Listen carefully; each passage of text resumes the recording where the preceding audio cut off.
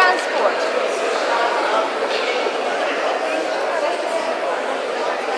Yeah, good. There's a little bit of Neale.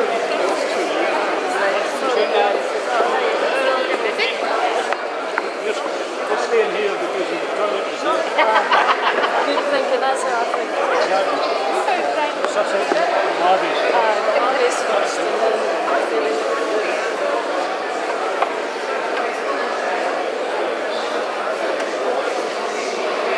God, it's full. Absolutely full.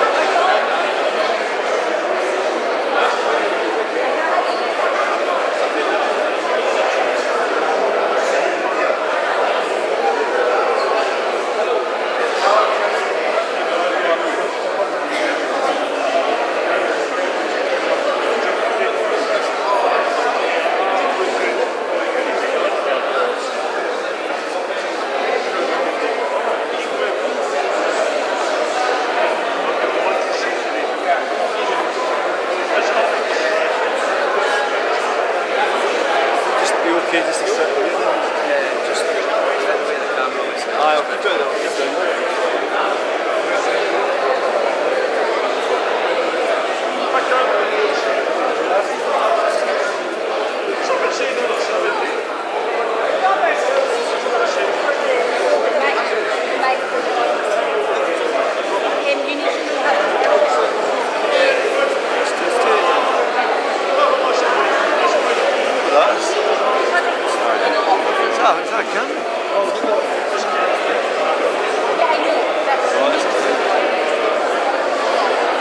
I'm right in front of you.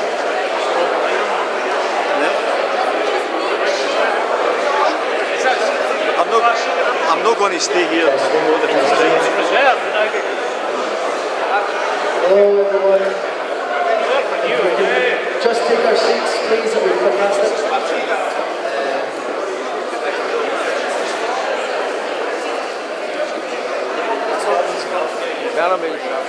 Is here some apparel? Everyone Is take this your actually seats, we'll filming? start in 5 minutes. Thank you very much.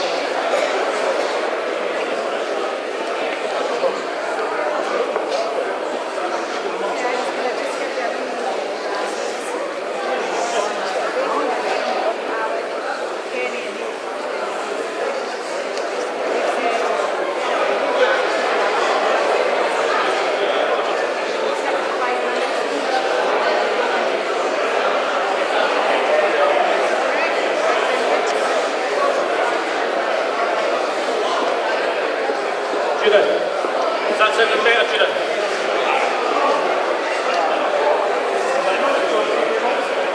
Judith, is that sounding better?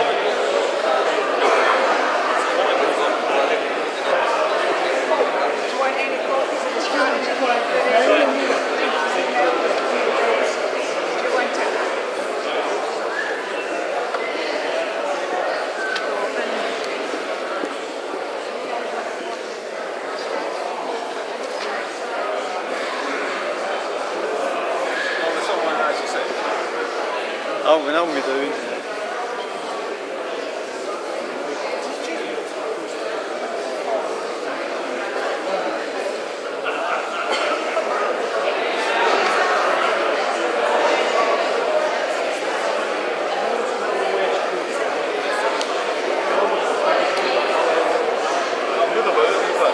I went up there as well. Although it looks like you can see in there, you can't see out here. In case I get up, it's a waste of time. It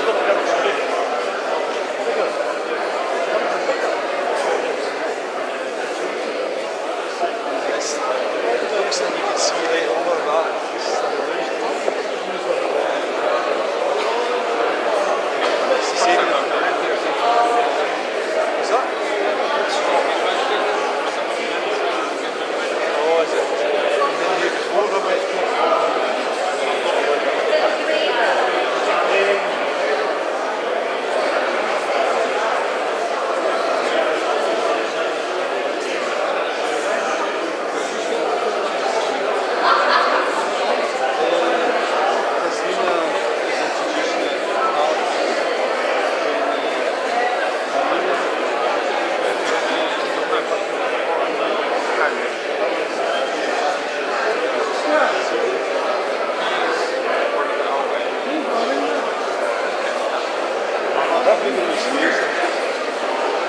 That's all I mean, and there's people speaking on the health things.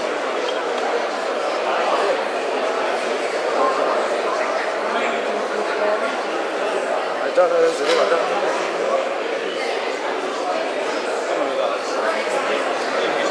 Well, we're unexpected. Yeah, I did my research.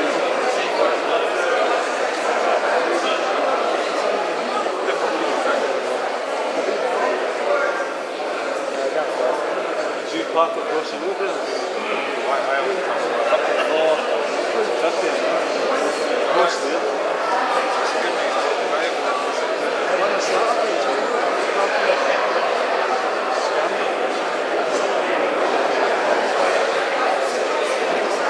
Anyway, I know you're not going to be there that long, but you need something. Well, I work in prime positions. I've got a sit here. I'd moved, but then the guy's got a wee camera there.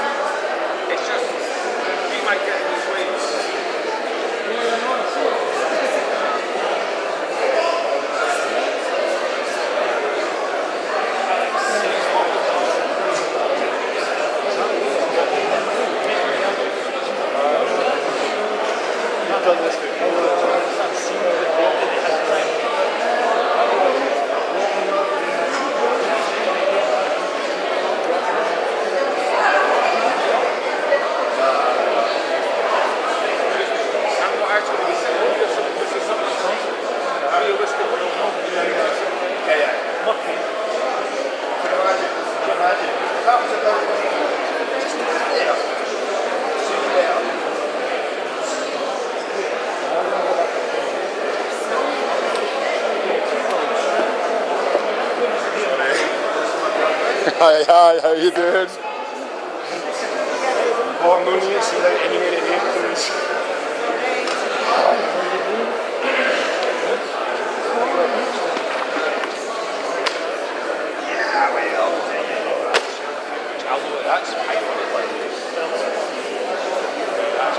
That's my flies up, that's unusual. Yeah, I know, I'm here, it's ironic thing for I'm also trying to eat. It's really wet for the books. What do you do?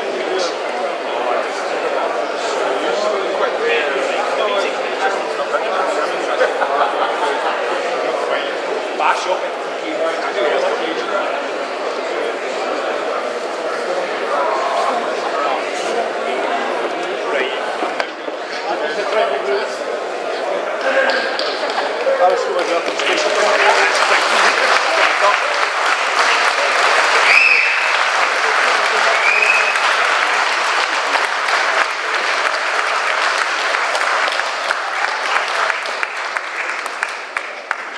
Well, good afternoon, everybody, and welcome to the Charter Centre here at the Pleasance in Edinburgh. As ever, I start with an apology for the late start, but that's simply because so many of you were trying to get through the door and get seated, and I thought it was much more polite for you all to be comfortable before we started. So welcome. To some of you, this will be the second special National Assembly you've attended, because we had our first National Assembly in Perth in December at the end of last year, just after the Supreme Court decision, because certainly in the Alba Party we appreciate the importance and urgency for the independence movement in securing an electoral test so that we can regain our independence. And time is of the essence for all of us, and certainly is for all of Scotland who don't have the luxury of time on their side to make their lives better. Those of you who attended that assembly and those who've registered for today's assembly now here will have received a copy of a strategic paper which was written after we had taken a number of indicative votes at the Perth Assembly, just to get a sense of what the wider independence movement thought Scotland should do next. And this very much is about Scotland's way forward. And it's very important to me, as chair and indeed the Alba Party, that we work together as one movement. Scotland requires this, demands this, and deserves this of us. And with that in mind, I'm really pleased we have an array of excellent speakers here of other political parties and indeed none. And indeed, in our audience, I know there are some former colleagues of mine in the SNP, not least a councillor. You are all very welcome indeed. It's lovely to have you here. Now, we have a piano in the corner, and I was almost tempted, but we don't have time, to have started with a rendition of Flower of Scotland, because Murdo Fraser, in a moment of lucidity, perhaps thought that it was now outdated and we should no longer have it at Hampden or indeed at Murrayfield. But we can save that for another time. But if I had anything to do with it, then I think Flower of Scotland should absolutely stay as our anthem at our sports events in Scotland. Now, today's hashtag is Scotland's Way Forward, and I would encourage you to kind of use that when commenting on what you hear. The format will be I will ask Alex to say a few words on the paper, and then Kenny, and then Neale, and then we'll move out to questions and comments from the audience, and then we'll move to a second session where I invite other speakers from across the movement to speak to us all and give the opportunity for some comments and questions. Of course, today's headlines have been interesting and indicate how many differing views there are across the movement, I suppose, as to the urgency in which we should be seeking another opportunity for Scotland's independence. My personal view is asking for another mandate is not the way forward, and Scotland deserves and voted for better. With that in mind, I'd like to introduce our first speaker, who required no more, no less than one mandate to get us our first independence referendum. Please welcome former First Minister Alex Salmond.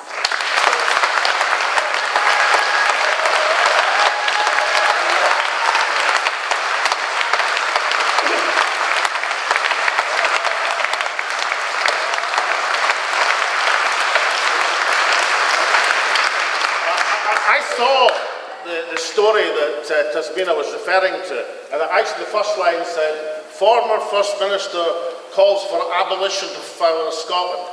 Can I just, that wasn't me. That was another former First Minister. I mean, actually, I was quite disappointed when Amy MacDonald said she wasn't leading the Hampden crowd anymore. That, you know, I thought as a former First Minister, I might have been a natural person to turn to do that, but no invitation has come in yet. Mind you, if you wanted to see Murdo Fraser really having apoplexy, then that would be the way to get it done. As for the reference to my erstwhile colleagues at the SNP rowing backwards, I'm not really going to spend too much time about it except to say this. I don't actually know whether the SNP are rowing backwards, sideways, forwards or round in circles, which seems to be probably what's happening. All I would say is this: I've never known a group of people looking at the social media devote so much time and energy, ingenuity and effort into telling people what they shouldn't be doing, and so little time and effort into explaining what they are doing. It seems to me they've got things the wrong way around. You know, if you're the national movement, you're trying to achieve something, you should be coming up sparkling with ideas, initiatives, strategies to move the case forward. Don't spend your entire life running doing other folks' strategies. You might allow them the semblance of respect to say, well, at least they're thinking of something. And what I liked so much about the first of these national special assemblies 4 weeks ago in Perth is that it was full of ideas. It was full of proposals. People wanted to contribute. Have you thought about this? What about this? Isn't this a better way to do things? And that's exactly where you should be. Distilling these ideas and then positively coming to a strategy to take the country forward. Now, there was a strategy paper sent out which outlined the 7 ideas, the 7 best groupings from that Perth Assembly. Now, this meeting is not exclusive to these, but it is quite helpful to take these forward so that we come forward to conclusions. What Alba is doing as a party, we're taking the advice of these Assembly meetings, and then we're going to be taking that to our own policy resolution on February the 11th. But other groups and other folk are perfectly entitled to pick and choose. It's like when you used to have Woolworths and you could pick and mix at the beginning before you went in. So other groups, organisations, take out what ideas look best for you, but above all, be positive. Don't run down other folks' ideas. Take the positive of what you can do and what you can contribute, what you can add to the collective of the national movement, and then we'll take the country forward. So I want to quickly run through the 7 that came up. Firstly was the idea of the Independence Convention, and Ken MacAskill is going to spend some time talking about this. And so I'll say nothing except that in just about every country which had an independence struggle, an independence process, there was something like a convention. And it's a source of legitimacy, because in a non-consented position, i.e. when Westminster's not going to agree, it looks like any time soon, to a democratic test, you have a struggle.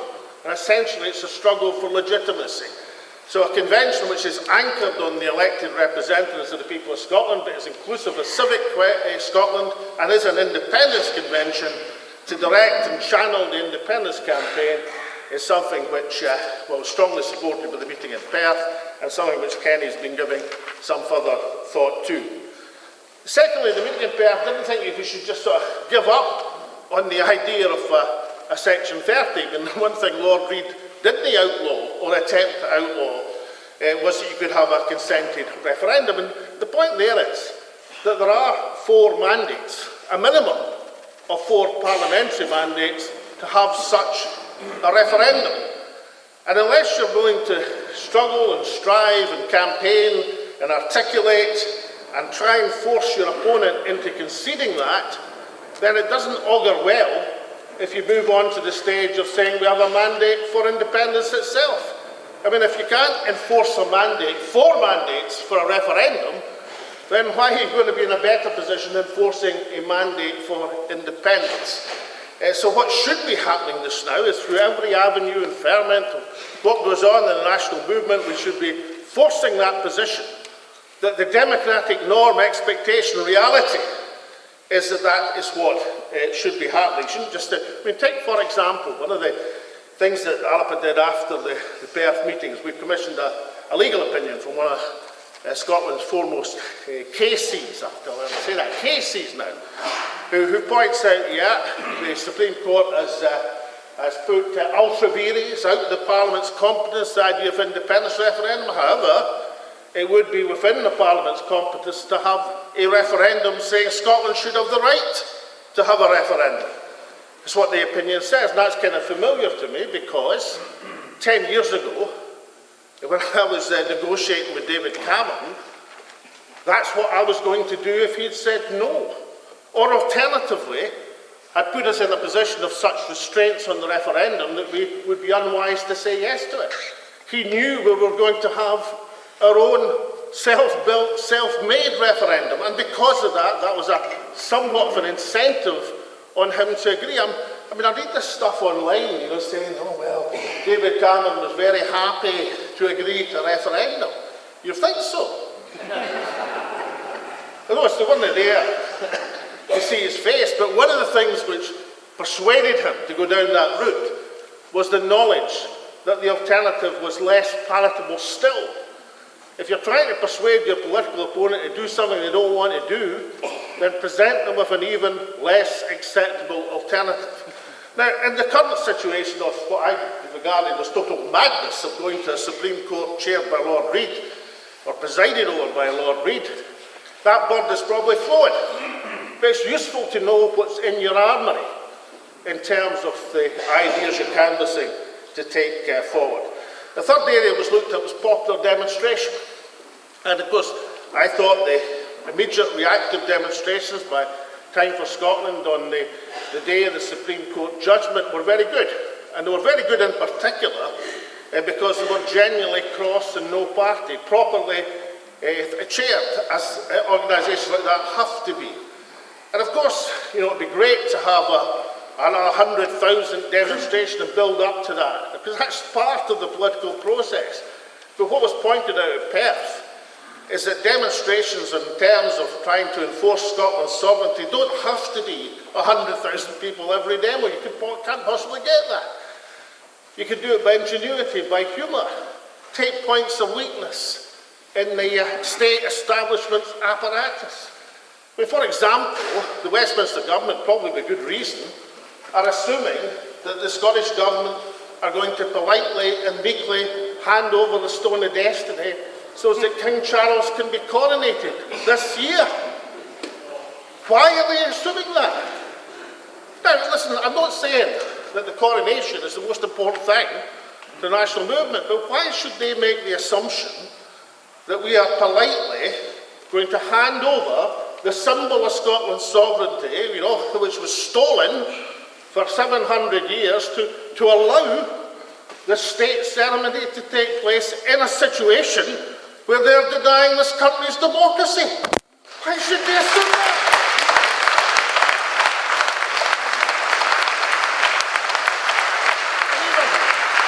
I don't want to push the erstwhile colleagues too far. I don't want them to get too radical. But even if they held out for a week, maybe, just to illustrate the point to the international community that King Charles's coronation is in doubt, not because of a book being published in America, but because he might not have anything to sit on. And I'll tell you, with the length of these ceremonies, that is a real problem. Tell me about it these days. It's a real problem. So, look, what I'm saying is, and what was illustrated, I thought, rather well by Pensioners for Independence, incidentally, when they were pointing out that when it comes to civil disobedience campaigns, we have often been thought of as to preserve the young. Actually, often it's pensioners who are in the best position because they're subject to the least pressure in many ways of ingenuity, humour, hitting the other side where it hurts in a peaceful way. but making the point that you don't tolerate a situation where the Westminster government is denying the essential rights of the Scottish nation. You know, I'm quite certain there are pictures of me shaking hands with David Cameron, standing smiling. Yeah, that was after he'd conceded the referendum. I can honestly tell you, I wouldn't be shaking hands with him if he'd said, no, you're not getting it. You know, there are certain things which are acceptable and not acceptable in politics, and you have to draw a line. And one of the things that ain't acceptable is turning down Scotland's democratic rights. Parliamentary interventions. I'm amazed, incidentally, that some folk don't understand what the gradualist strategy of the SNP devised in the late 90s by yours truly and a number of other folk at the time, Neale McCormack, Jim Sullers, Willie Ewing and others. The gradualist strategy was to establish the Parliament and from that parliamentary platform advance the case for independence. The gradualist strategy was not to do nothing and to wait decades. The gradualist strategy was to back from that parliamentary reconvened platform. And the way I read it with some folk, they think it's you sit around and waiting for someone to turn up. No, you use the institution that you now dominate and control to illustrate and advertise the case for national independence. And it's an institution which you don't control, when you face 600 or so unionist MPs, you use your almost 50 MPs to make life miserable for them. Yeah. Not just...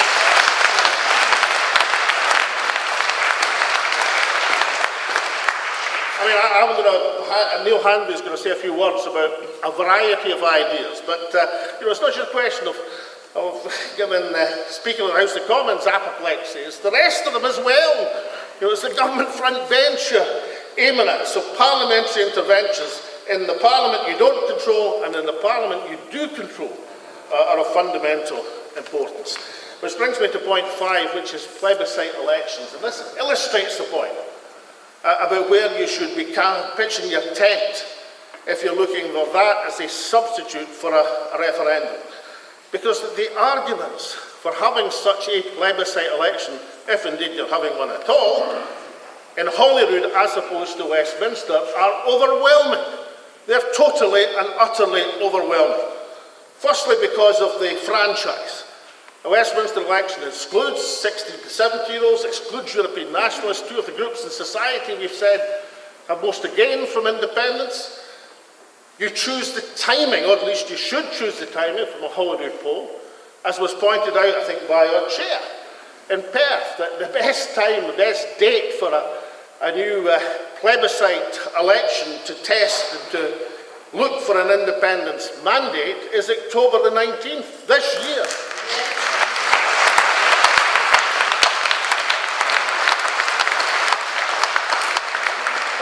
The date where it was promised, and promises are meant to mean something. If you say to the national movement, we're going to have that vote, as I read Pete Wishart, you know, he was certain, he was absolutely certain and proclaimed that that was Scotland's date for destiny.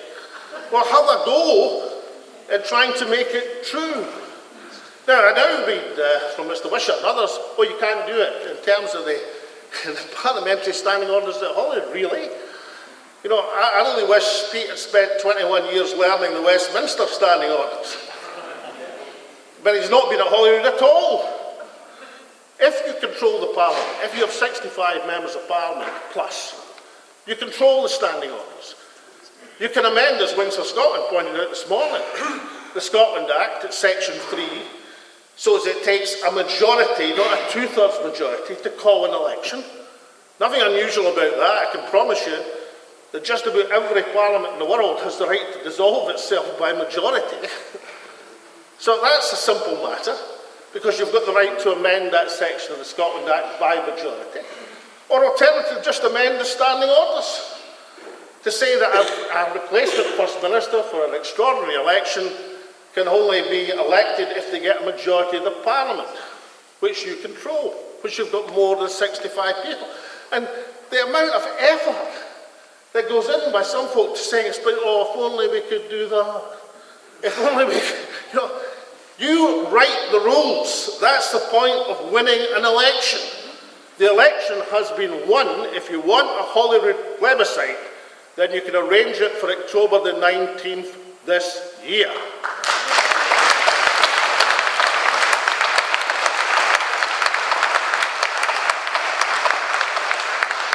The sixth point we made was international recognition. I'm just back from Rennes, and I can tell you there's an international community that wants to hear from Scotland. They're saying, are you really going to put up with this?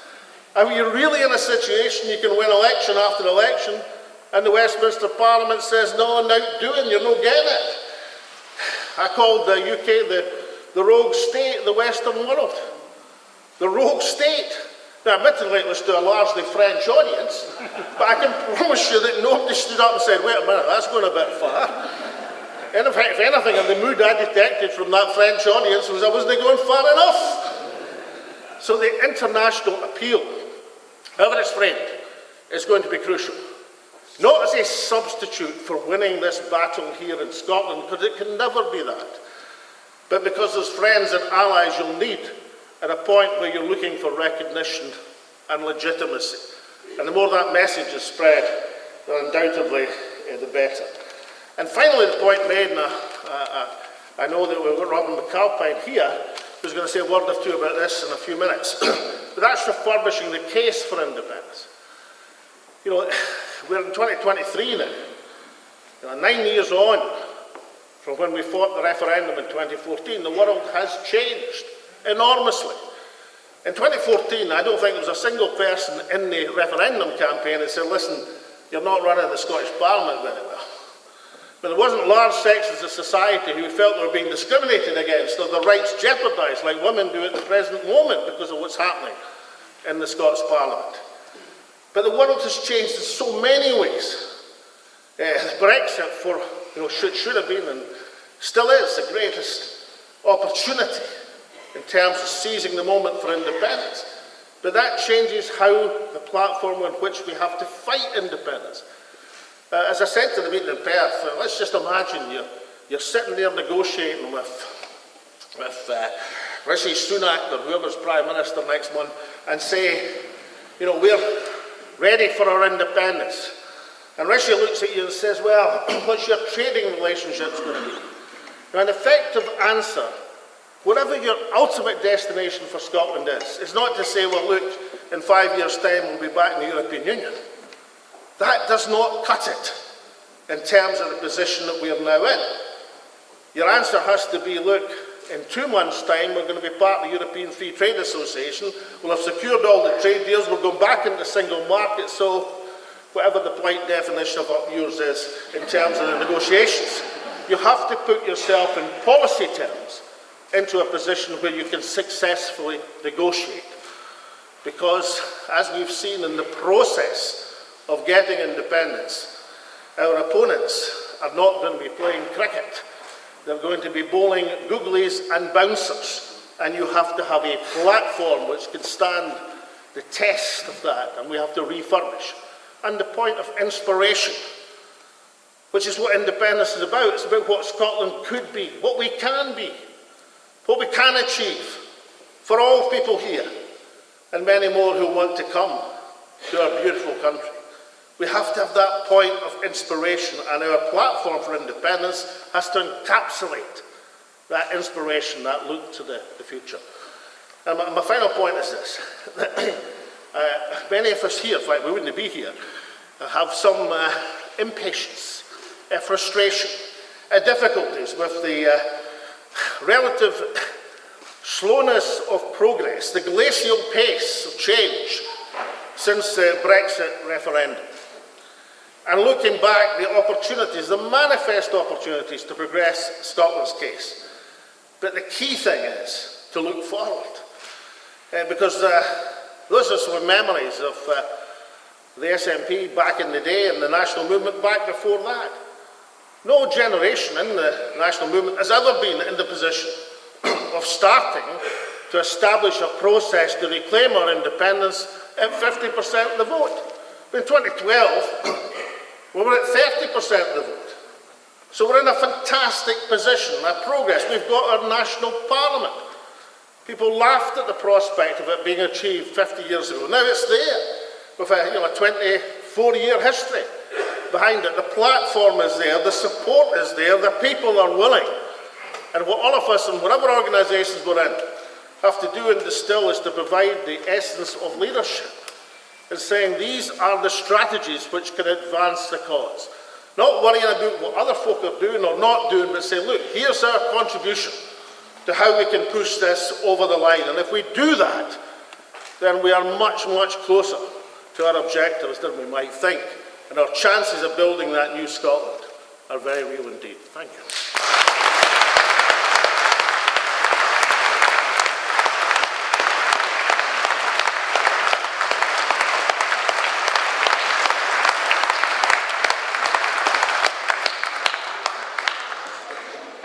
Indeed, Alex, I'm going to take the opportunity to thank the wonderful boys from Indie Life here for joining us and giving us an opportunity to watch us online.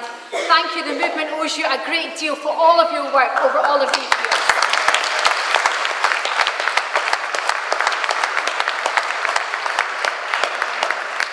Now, as I said, I'm delighted also, we are delighted to be joined by Kenny and Neale. I'm going to turn to Kenny first, and of course you'll have noted that Kenny and Neale had the temerity, the nerve, the callousness to bring parliamentary proceedings to a halt in the House of Commons to ask when Scotland is going to be given its right to hold an independent referendum.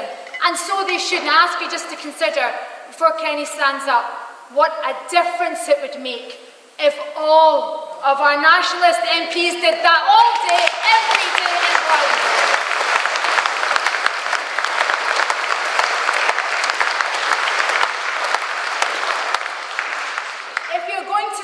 We won't be silenced, then make sure we won't be silenced. Kenny MacAskill.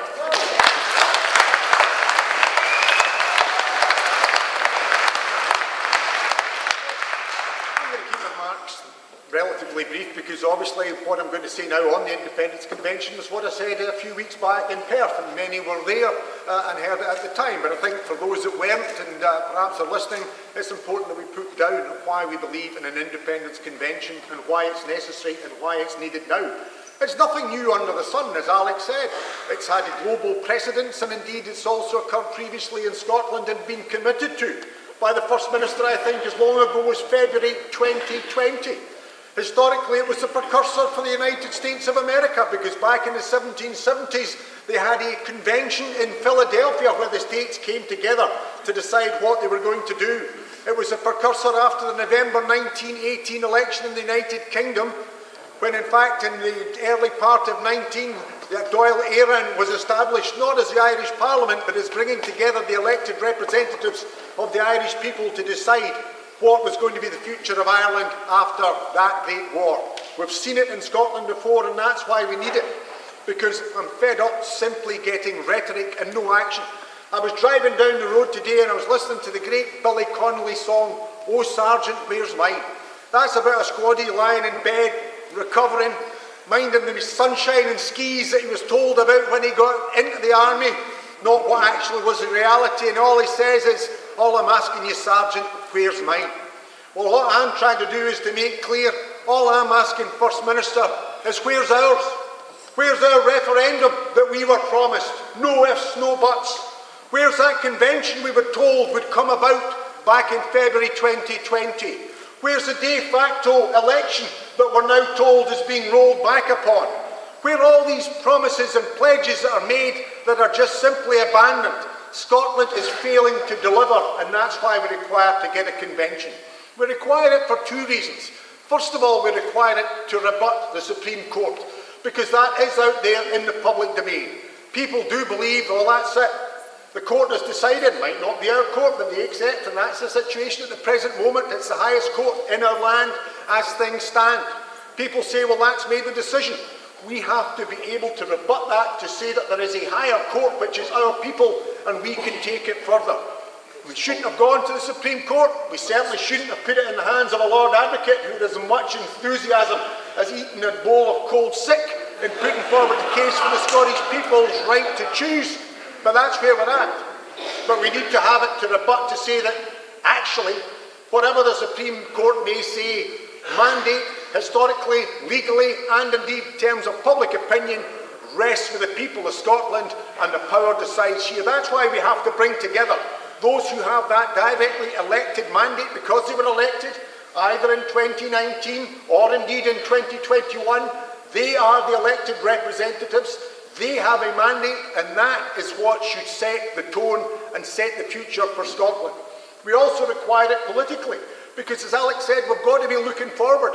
We've got to decide where we're going to go. Now, I can't tell you what the outcome of that convention would be. I can't hamstring it. It's up to those people to go to that convention to decide. But I have to say, I cannot see a situation in which a convention is held which would actually get great publicity, not just in Scotland and elsewhere, that would be hyped up because it's the elected representatives of people of Scotland coming together, even more effective, even more powerful than Canon Kenyon Wright all those years ago. It's not Rishi Sunak, it's not the Supreme Court, it's the elected representatives of the people of Scotland who are coming together to decide what our future is. Our future cannot continue to be people suffering from hypothermia, people unable to feed their kids, people unable to pay their rent or any other aspect of their life. We have to offer some hope. So it's not just about rebutting the Supreme Court. It's not just about declaring our mandate. It's about providing leadership.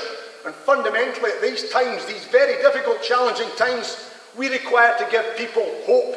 Not hope of one more mandate, one more heave. Pete Wishart will assure us that Boris Johnson will blink, Rishi Sunak will blink. No, they won't. We require to take the power into our own hands. That's where I would require a convention. That's where I require a convention to make sure it delivers a decision that gives the people of Scotland a vision of the land that we know we can be, and gives them hope that we're actually going to get there. Because the biggest danger at the present moment is that hope will die. People will believe that nothing can change and they won't bother participating. To get back to those days of 2014, we've got to revive our movement. To revive our movement, we have to give it leadership. To give it leadership, we've got to have a convention.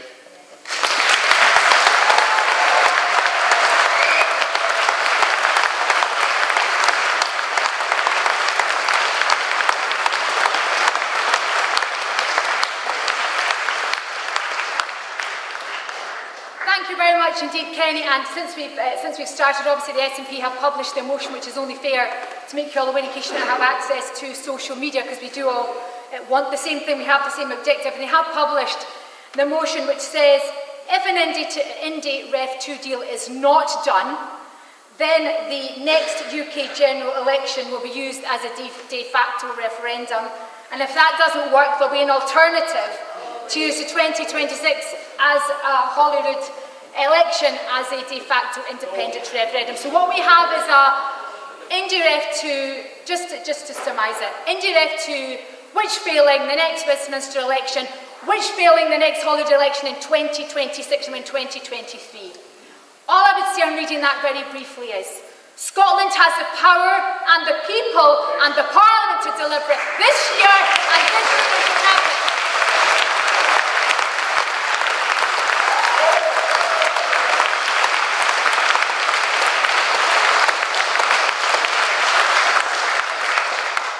Of mixed race. My father came here from Pakistan many years ago, and I cannot understand why we as a people, as a collective, all Jock Tamson's bairns, should accept that our Parliament is not strong enough to deliver our wishes after 4 mandates. So that we must do, and it must be on the 19th of October 2023. And with that rousing introduction, I welcome Neale Hanvey MP.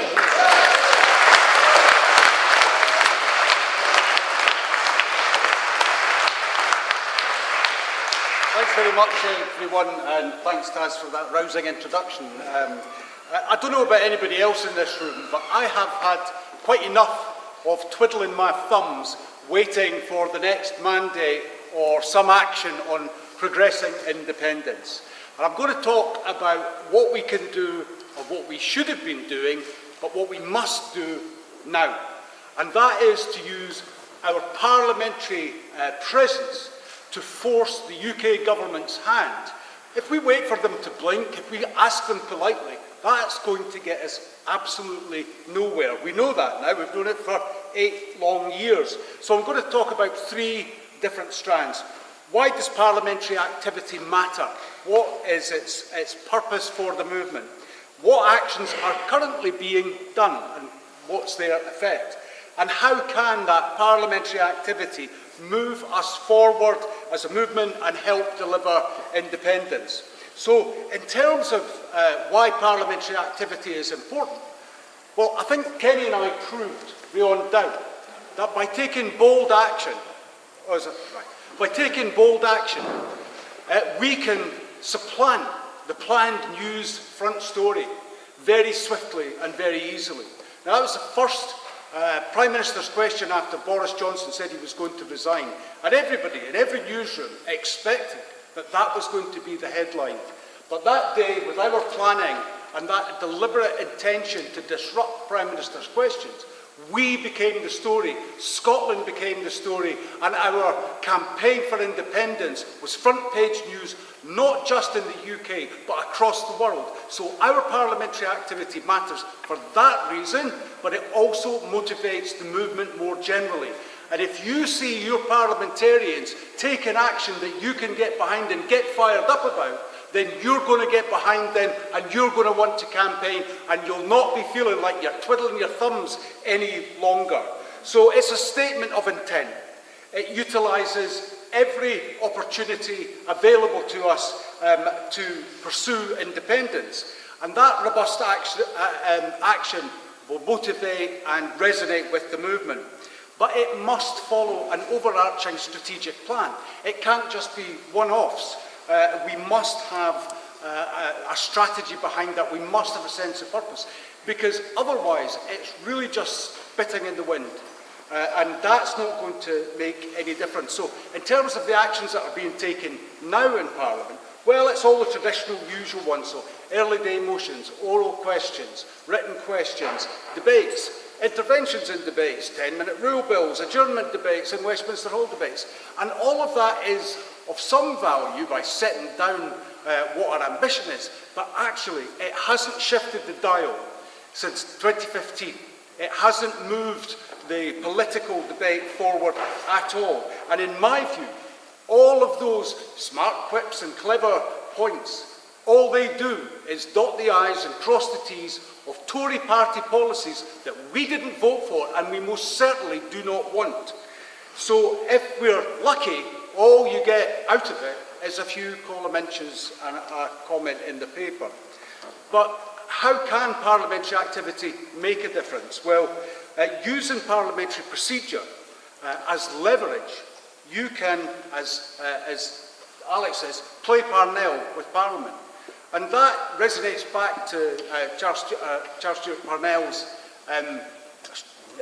activities in the early part of the last century, when he was trying to protect the people of Ireland from massive increase in rent, and they were being thrown off their lands. Now, it's not that dissimilar situation to where Scotland finds itself, where we are energy rich and our people are suffering fuel impoverishment and poverty more generally. So it's important to use those tools, and we know that it can be used. We saw with Parnell, and we also saw it with Jim Sillars. He and many other nationalists have used parliamentary procedure to gum up Parliament, to stifle their business and to get our arguments on the floor of the Commons. There's a variety of different things that can be done, but the most important thing is that it is used in a coordinated way with a very clear purpose. Now, it's something that should guide everything that is done on each day, but it's not something that you can do every day. Kenny and I were suspended for 5 days for our last intervention, and if we do it again, we'll get suspended for 10 days, and then it all gets very, very messy. So we have to be careful about how we do it, but that doesn't mean that you don't do it. And if you can imagine, the two of us standing up with that intervention made front page news across the world, as I've said. Can you imagine, as Alex said, if it was the full complement of Scottish nationalist MPs who were working in concert to destabilise and disrupt not just parliamentary business in the chamber, but in committees, in every part of the activity of that Parliament. It would absolutely force them to concede some ground. And that's the only way that we can bend them to our will. So I met recently with the Speaker, and I'm planning to speak with the Clerk of the House, and the purpose of that is to explore all of the current ways, all of the current vehicles that are available to us in standing orders and Erskine May, that we can use to advance our cause. Now I call on every nationalist MP to work with us. This is for Scotland. This is not about political parties. This is about delivering that vote, that independence referendum, that mandate. And we should use every tool available to us. It must be sustained, it must be determined, focused, and we need that strategy until the UK government bends to our will. Mandates are great. Polite parliamentary business, well, you know, nobody wants to be difficult. But when you are met with such resistance, you have to meet it with some mettle. You cannot just bow down and say, aye, okay, then we'll give up. I certainly didn't stand for an election to give up. I went down there to secure Scotland's independence, and we need a clear strategy, a focus and determination from every single one of us to deliver that. And to use Parnell's word, we now need a plan of campaign for Scotland.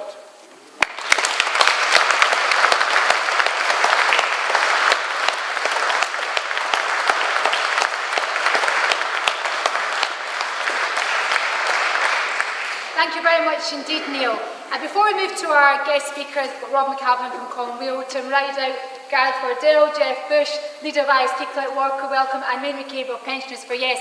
On what you've heard so far, I'm very keen to get some questions and comments from yourselves. You've got a roving mic, so who would like to start us off as to, yes, right in the front row here. If you just give me a second, I'll get a mic to you. Who's managing the roving mic? Robert. There we go, Robert. Thank you very much indeed. Please feel free to say your name if you wish.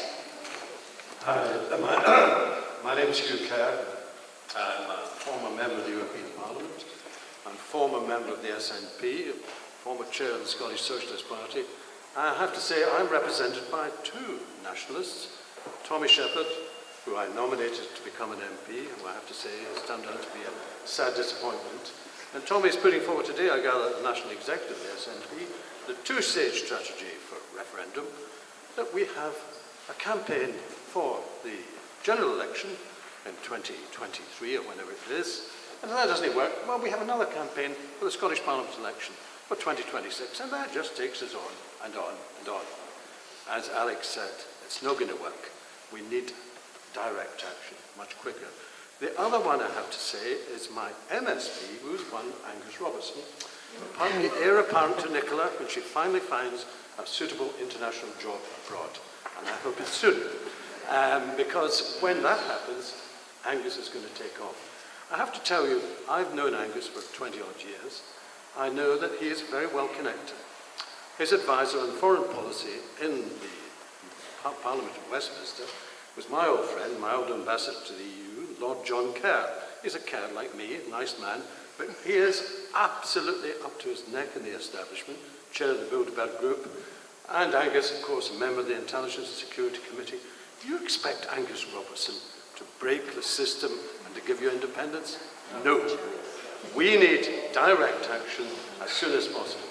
The call for the referendum on the 19th is the right one to take, and if they don't call a convention, and they won't, we should call a convention of everybody in Scotland who's willing to come here, and we should declare for independence and watch them run for the hills.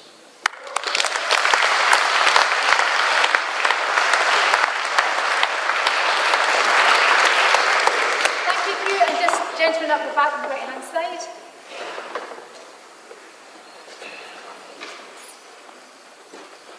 Thank you. Can I take this later? Just like Robbie Shepherd was saying that we can see certain out. Can I take the floor like Robbie Shepherd would do on Saturday night? Like, come up. Can you take the floor? Take the floor. Go to the front. Come to the front.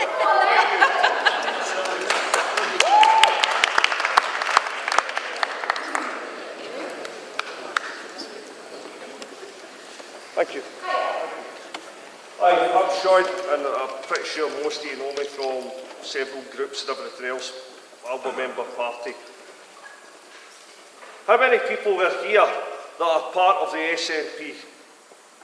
Put your hands up if you're part of the SNP. There's more over here, right. How many are non-political party members? How many are part of the Alba party?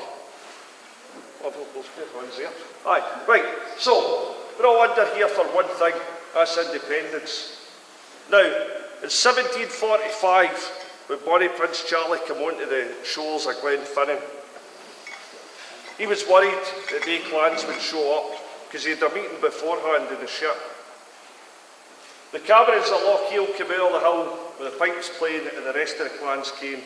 Now, did all the clans get on? No. Are we all going to go on? No. I'm pretty sure there's many of you that probably think I'm a loudmouth and everything else, but then there's other ones that think I'm a great speaker. But the problem here is, we're all here for Scotland. Right? Regardless of party, how we feel about each other and everything else. I mean, I've read about the Battle of Culloden and everything else. There was an argument beforehand where the McDonald's would stand and the Camerons would stand. But he stood for Scotland. Regardless of what the leader thought, Bonnie Prince Charlie thought, he wanted the United Kingdom. We want Scotland. And these guys here, Alex, Kenny, Neale, they're our representatives, former First Minister. But he'll be back. And I remember in 2017, he said one quote, and I loved it. Tremble false wigs in the mid-sea and Clee, you'll no see the last of the bonnets in thee. And that was a quote Felix Salmond from Bonnet and Dee. Now, Nicola Sturgeon, who is the leader and supposed to lead this campaign and everything else, I would like to put my salt tyre on the line. I would like our representatives to the Alba party to sign it. Not just now, obviously. But I want to go to every single rally, because there's many that are coming up, and I want to challenge the leaders of other parties, like the Greens as well, to sign this. As they're talking about independence convention, we need to stand as one, because if not, we will lose. And as I said to my wife, I'll be to you all like Ronnie Brown for the Corries, singing about the hills and the glens. I quite like that music. But I'll be there when I'm 80. I'm not wanting that, because I've got wains and they'll end up having grandmates. I'm sure most of you are all the same. We need to do this now. And if we don't do it, I don't want to be singing when I'm 80, especially up here. So, I think after this conference, convention is over, I want my representatives to sign it.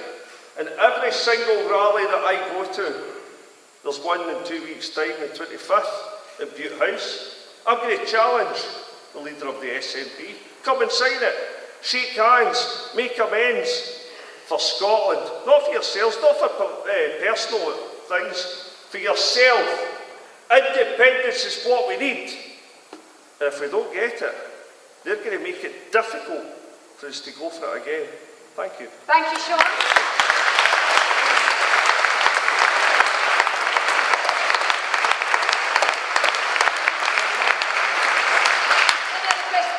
Leading the third row here.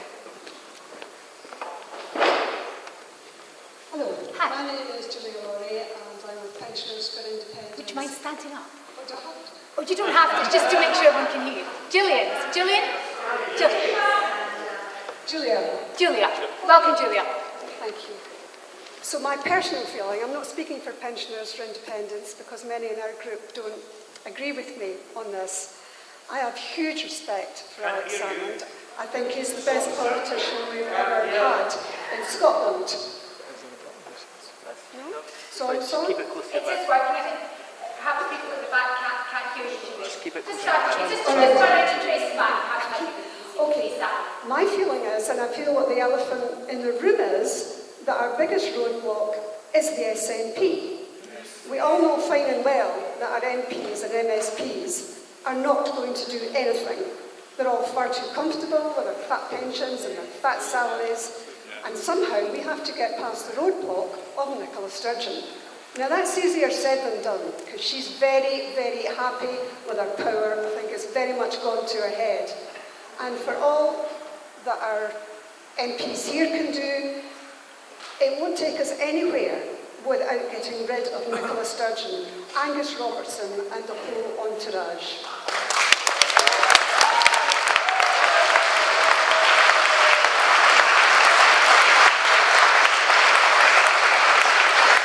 Thank you, Julia.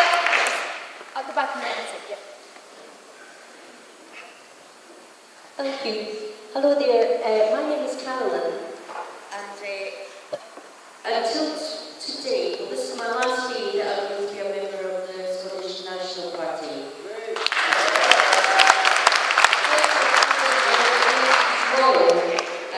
This is not a question, by the way, it's just something I wanted to mention, because of the three reports that the SNP have agreed to.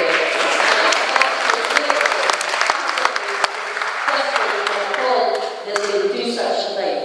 So that's one of the reasons why I'm signing for the SNP. Now, to get to my question, I have to write it down, so if you bear with me a second. It's just, I've been reading this most amazing book that I would recommend that every single person in Scotland should read, and it's by Professor Alba called reconvening.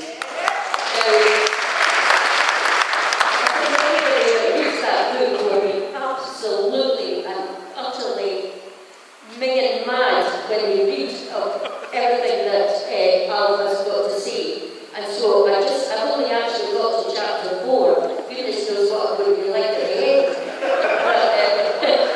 So I'd just like to bring up a couple of points that Alba's made in his book. I'm sorry, I'm a bit nervous when I'm shaking. Anyway, the first thing that I'd like to do, and my son recommended that I ask the question at the end because a little forgot of what I was asking. But over the past years, many years, since devolution, our population demographics has changed completely, and far too many people from the rest of the UK come to live in Scotland, and too many other people have left.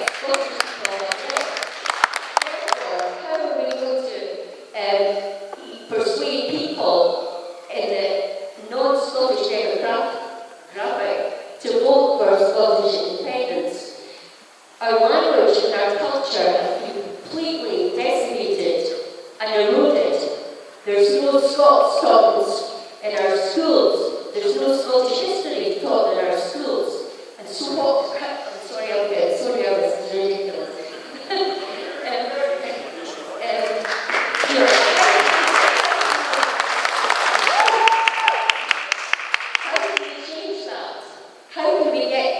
How can we make those people that don't have Scotland in their hearts, how can we make them want to be Scottish and Scottish citizens? That's my question.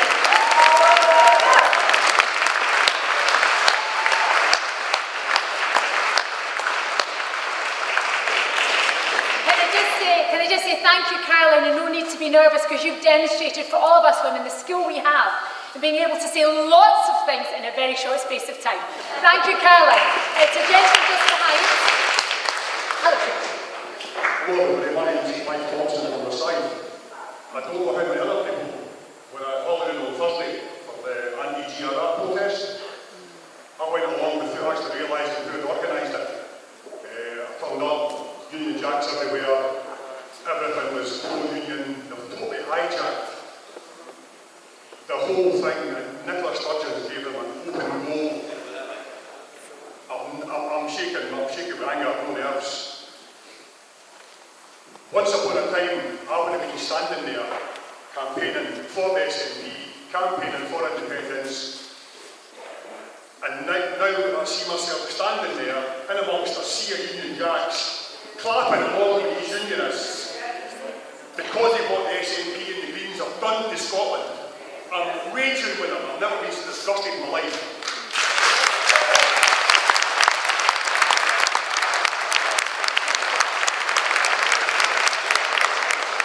Sorry.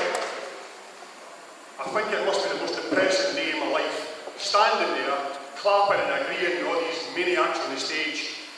Everything started off being regarding GRR and regarding what they're teaching our kids about sex education in school these days, which I think is completely wrong.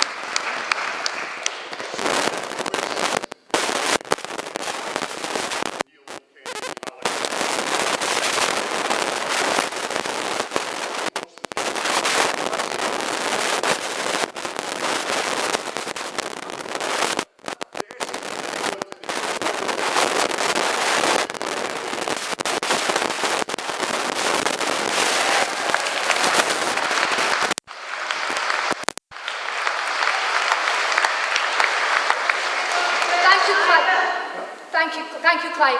I'm going to take two more questions and comments from these two ladies on this side of the room. Then I'm going to move to my guest speakers, and then we'll come back. I've got all of your questions noted down, so I'll make sure we come to them all. So lady first here, Miss Robert. And then the lady behind in the red. If you just make comments very quickly, and I'm going to move to our guest speakers.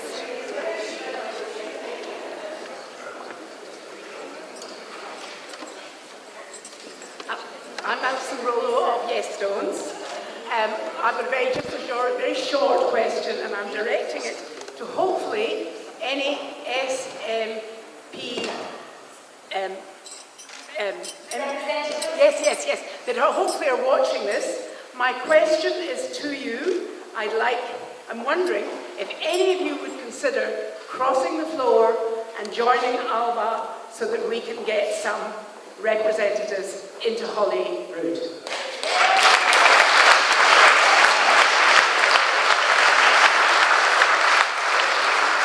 Thank you, Alison. And on that very point, can I just say that at the back of the hall we do have QR codes attached. One is for if you wish to join the party. It's very easy, you just have to scan the code.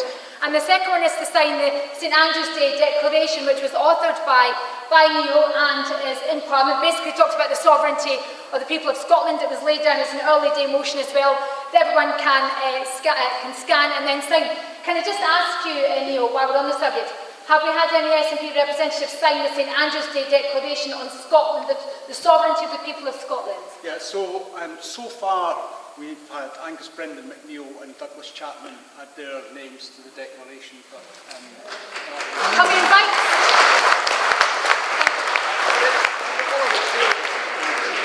It's available to view. There is absolutely nothing that anyone who supports Scottish independence would disagree with.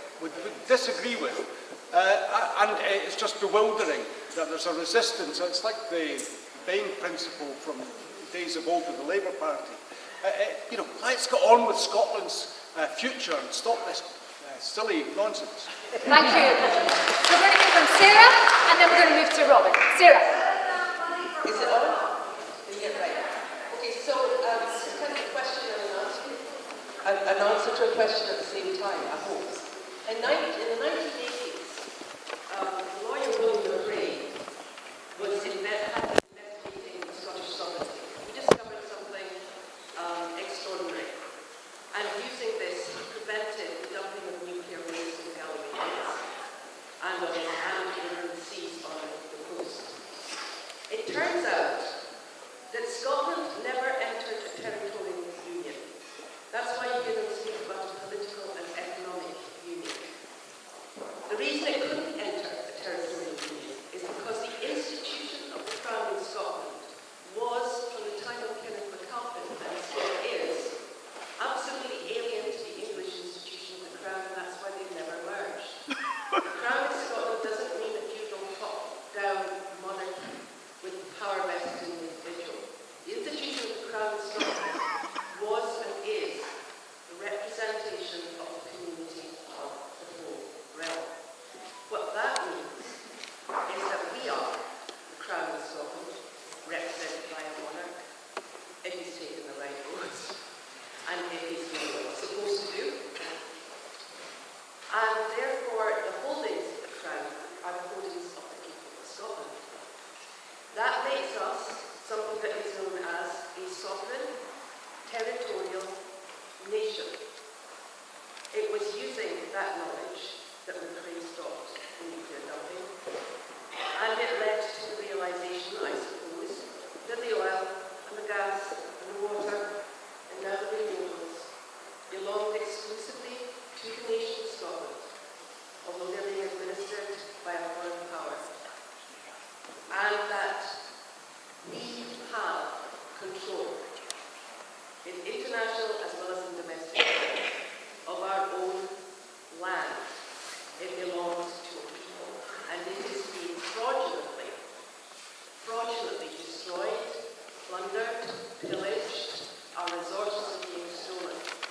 If you don't believe me, I refer you to the report of the Scottish Land Reform Group submitted to the SNP in 2012, and the book Who Owns Scotland, or Has Scotland Is Owned, by Robin Callender, where you will discover that Scotland is studied internationally because of its not unique but unusual status as a sovereign territorial nation. If you want to know what that entitles us to, look to the Faroe Islands. They are also a sovereign territorial kingdom, and they manage their own resources. So if we are going to stop these slave cities who do not have to abide by national law, who do not have to abide by international human law, from being established in Scotland, and it's one of the biggest betrayals that have been committed by the clique in the Scottish Government, whom I separate from the party, then we're going to have to use that. And my question would be, can we include this when we get our constitutional convention? It's right there. It's not an arguable position. Scotland is a sovereign territorial nation. That comes with rights. That comes with obligations on the part of those who've been administering our resources unlawfully.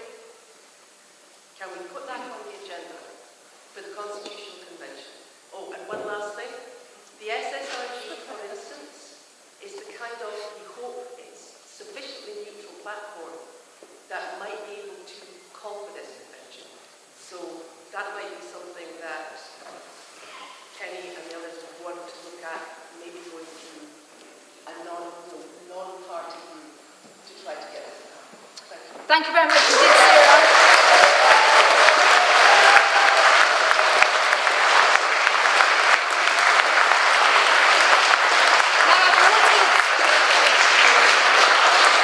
I've noted already those questions, and I do think we actually might hear some answers to some of them from our guest speakers, who I'm keen to turn to now. But before I do so, just one indicative vote. I think it's very important to get the feeling of the room. I'd like to ask you, relative to the options we've heard, I want to understand if the room is of the view, which is what the sense I got earlier, that Scotland should be seeking its first and only electoral test on independence for Scotland as a mandate to negotiate independence on the 19th of October this year. Is that the view of this room?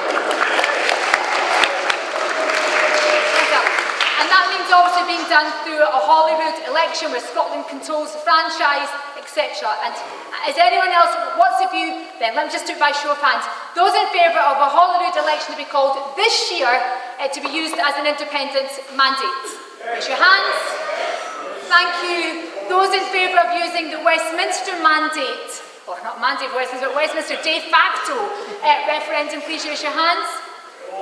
Those in favour of leaving it to 2026, please raise your hands. I think the mood of the room is clear. And in the spirit of clarity, it gives me great...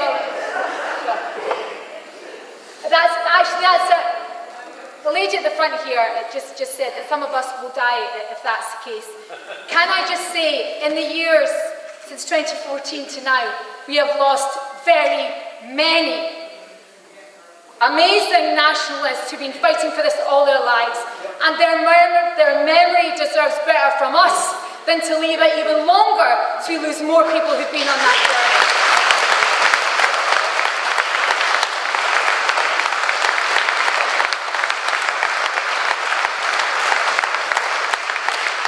Now, of course, as Chair of the Alba Party, I'm going to encourage you to read this wee gem, which is a wee Alba book, and yes, we're having a second version with bigger writing and more accessible for everyone. Yes, I know, I've been told. But can I also encourage you to read this amazing publication, Sorted, which will be available to purchase at the end of this event, and it is with great pleasure. It's a magnificent piece of work by Commonweal. And with that in mind, can I ask you to welcome, to address us, our first great speaker, the brilliant Robin McAlpine.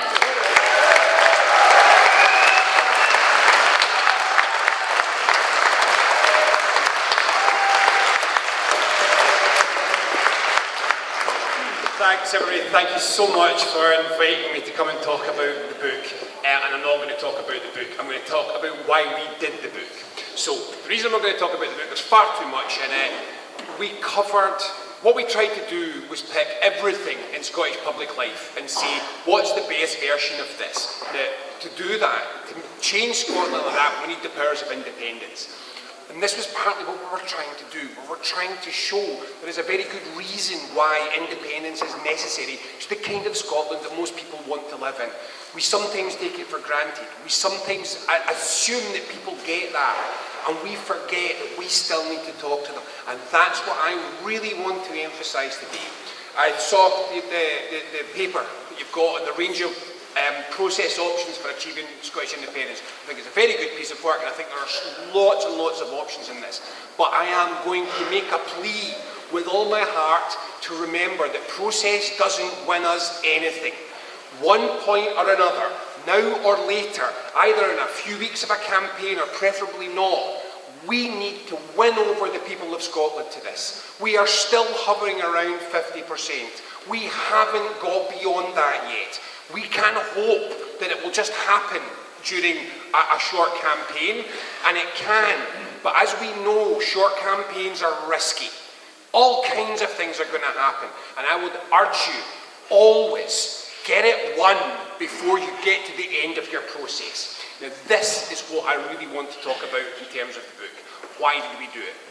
We did it because we have to persuade these undecided voters, and there's lots of them, we have to persuade them this is in their interests. Now, how do we do that? Okay, this is me with my political strategy hat on. If you look at what it is, the evidence is saying that people want to change their position. It's about a balance between two things. It's about risk and reward. They want the risk, they want their worries to be addressed. And this is to do with, do we know what we're doing? Can Scotland be done properly? Will it be viable? How do we make it work? And that's the first of the things that they want. Now, we're going to do more on this. We've already published How to Start a New Country to explain all these things calmly and simply to people, to say, don't be afraid.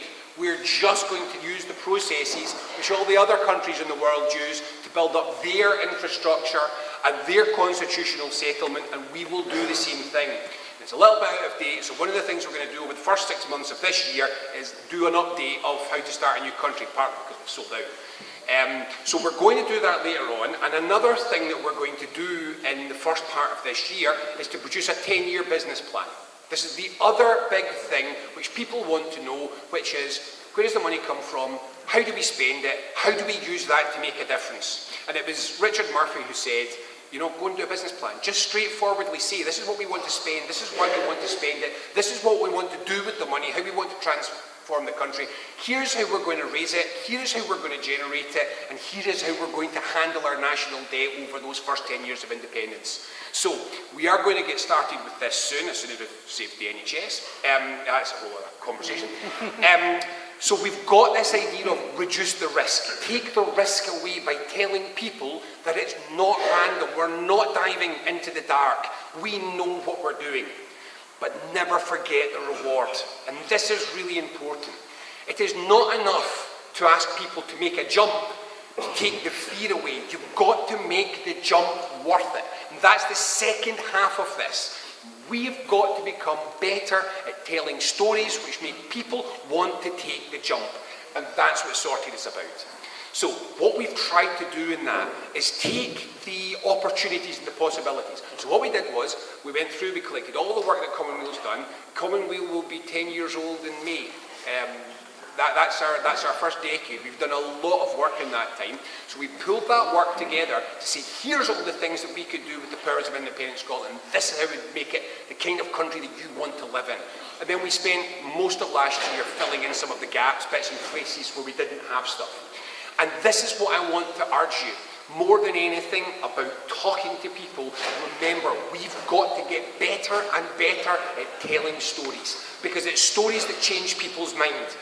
For example, we have to stop saying only that Scotland, with respect to Neale who said it, we've got to stop saying only that Scotland is an energy-rich country. What does that mean? If you're a pensioner in Dumbarton or you're a young job seeker somewhere in Aberdeen, what does that mean? What does it mean to the people of Scotland that we're energy-rich? What do we do with that energy? Do we give people cheap electricity? Do we use it to attract energy-intensive businesses into Scotland? Do we use it to create a hydrogen industry that we can get people employed in and which we can export, one of the major fuels of the 21st century? What does it mean that we are energy-rich? And that's what we've tried to do. Again and again, say this is not abstract, this is not random. This is not a series of things that we could do.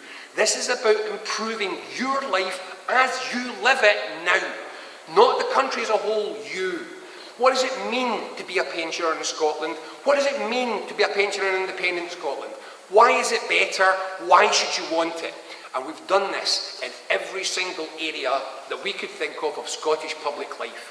And we've got to start telling those stories, because we can talk about process till the cows come home, and eventually we have to win, ideally, 2.2 million plus a few to get us beyond what the no side got in 2014. Now that's how we really put this to bed, and we've got to get them.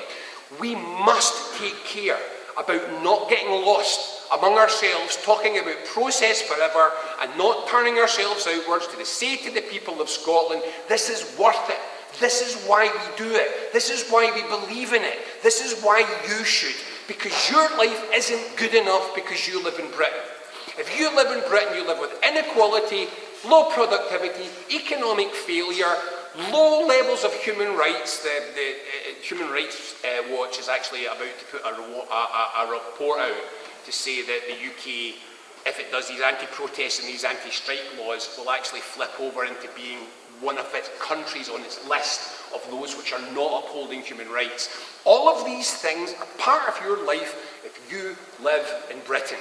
So we've got to say, how do we make Scotland a place where these things are no longer part of your life? And the one that really stuck with me was the fact that 1 in 5 households didn't know if they could buy their kids Christmas presents this year.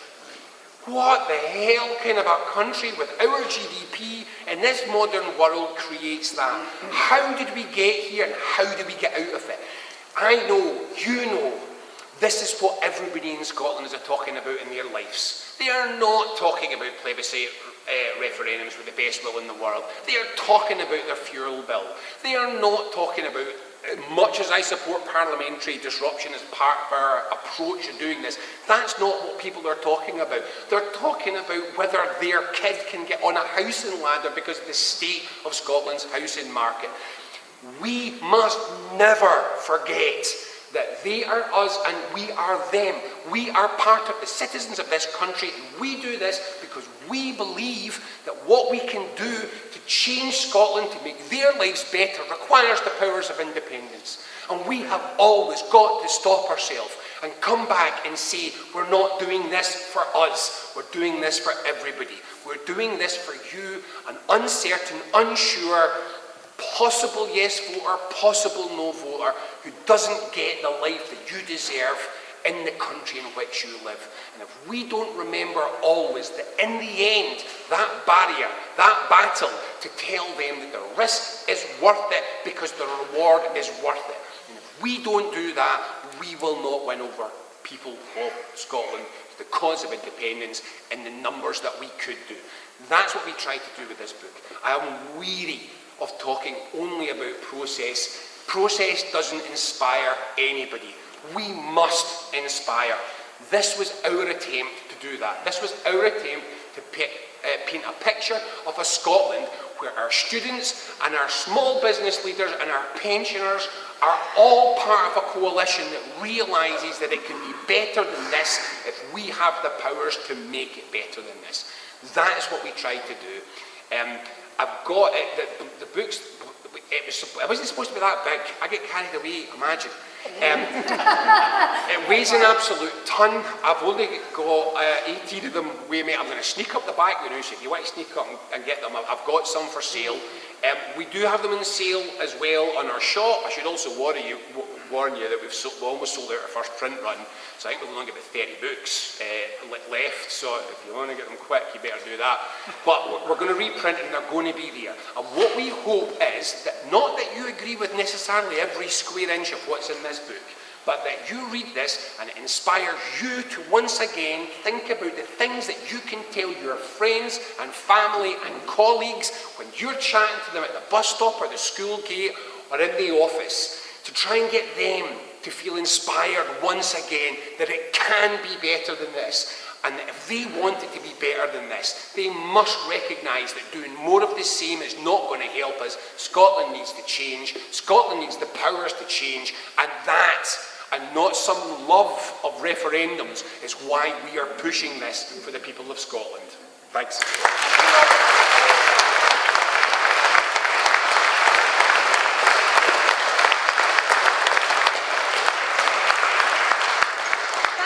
It gives me great pleasure now to introduce and welcome the leader of the ISP, Colette Walker. Colette.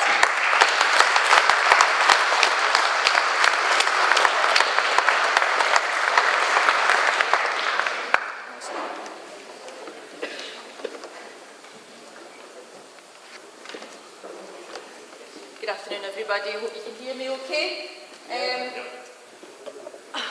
Change. Some people like it, some people don't. But we, like Robin just said, have to persuade by the language that we use and the proposals that we put forward that change is absolutely a positive and a crucial thing for Scotland. So, as everybody said here today, we need to speak to every single person that we meet and get our point across, because at the present moment everybody's feeling deflated. We're all struggling with the stuff that's going on due to where? Westminster. So at the end of the day, language is really, really important. 3 years ago just now, I was in the process of starting up ISP. I actually never thought that I would ever be in the position of trying to set up a political party. But it was that important leading up to the Scottish elections in 2021 that we tried to change the system, the format, to actually get, as Alex said earlier on, to get the supermajority, to actually use our voting system the proper way, to actually educate people that are not very politically engaged, how to vote and vote wisely. We tried to prove to them through when ISP came about in May 2020, by showing them videos, showing them where their votes went wrong in the previous election. But again, the likes of the unionists like to say that Scotland's too little, too poor. They thought that because we were a small political party, what did we know? Well, Alex came along and Alba stood in the elections. But we sang from the same song sheet. We know exactly how the voting system worked. And sadly, we were proven right. And it was in a case that we didn't want to be proven right. We don't want to fail in elections. We've got a really good voting system. We don't want first past the post. So we've got a really good voting system that gives equality. It can give equality if it's used properly. But we weren't listened to. And we lost even more votes, over 1 million votes, that we could have had more MSPs fighting for independence within our Scottish Parliament. This can't go on. Now, there's policies going on just now that have been mentioned here today that are just worthless to Scotland. They're nonsensical. They're not getting us any further forward to an independence referendum. They're not getting us anywhere nearer being untied and released from Westminster.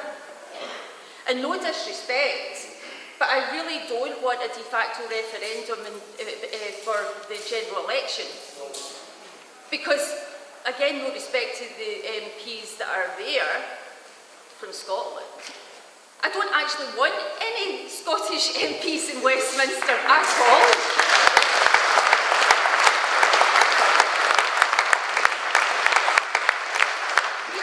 We need good politicians that know exactly what it is to fight for Scotland and actually do good work here in Scotland, not down in London, up here in Scotland where it matters.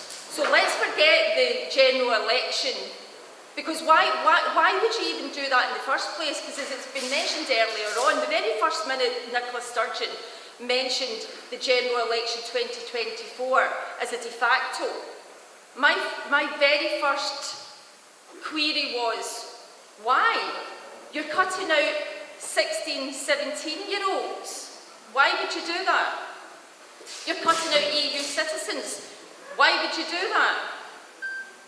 Now, a policy that has been mentioned earlier on has just been brought through just before Christmas that a lot of us have been fighting for years against and have had lots of abuse. But it's very important, so I'll take the abuse, and we'll all take the abuse that we've been given. But it's funny how they're wanting, the Scottish Government are wanting 16-year-olds to be able to decide what gender they live in, but they won't be able to vote for a Scottish independence. What kind of sense does that make?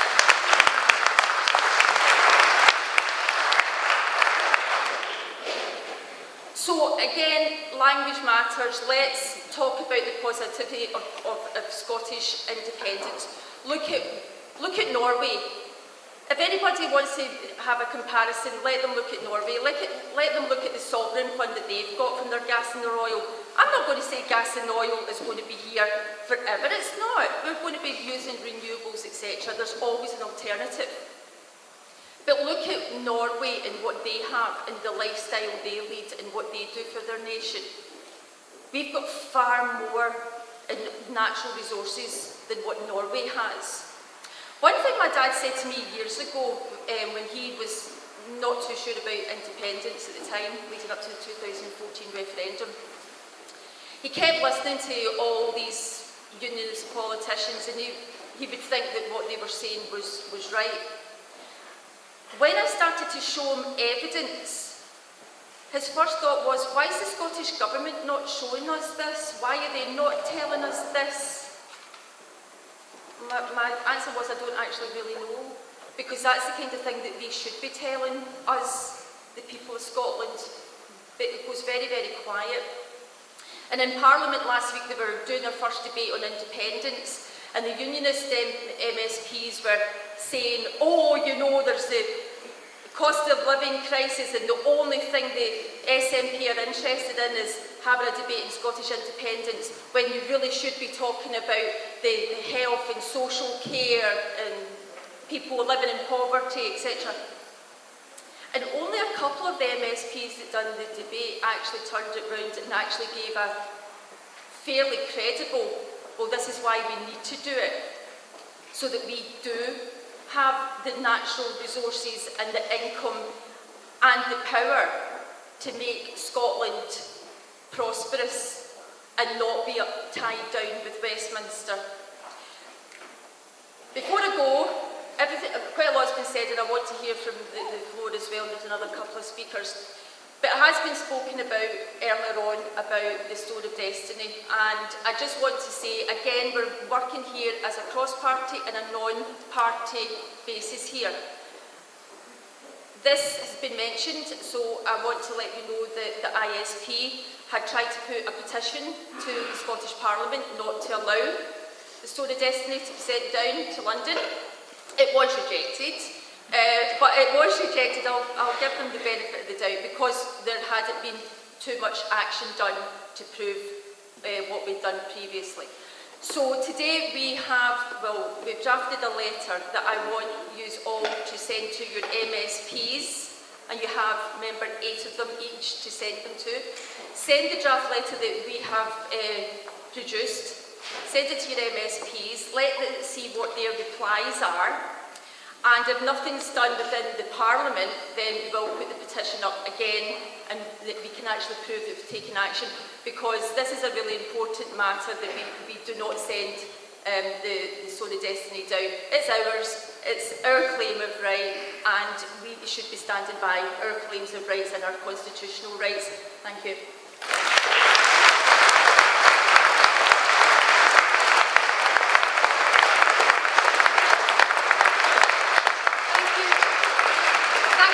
Indeed, Colette, and I always get to a point where I'm going to have to ask the next speakers to keep their remarks as succinctly as possible so we can move to questions, and I'm really keen that we get onto the strategic points. I'm going to take questions at the end, sirs, if you can just both take your seats.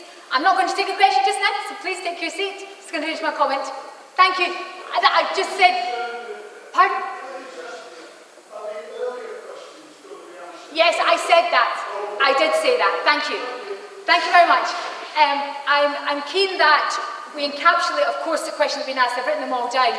But also we get to the crux of why we're here today, is to go through the strategic paper that you've all been presented with and go through all of the points that we've discussed in them. And I absolutely agree with Robin. Look, all of us want to get onto the page where we can talk about why, the why of independence. That's what matters to us all so much, and how we can sell that to the people. But because the people have been entrusted in delivering the process have failed to do that, we have to come to a conclusion as to how we assist them to do what's right by Scotland. And that is why we are here today. And with that in mind, with the passion that I could expect from Pensioners for Yes, can I invite the wonderful Mary McCabe to remind us how we take Scotland forward? Mary.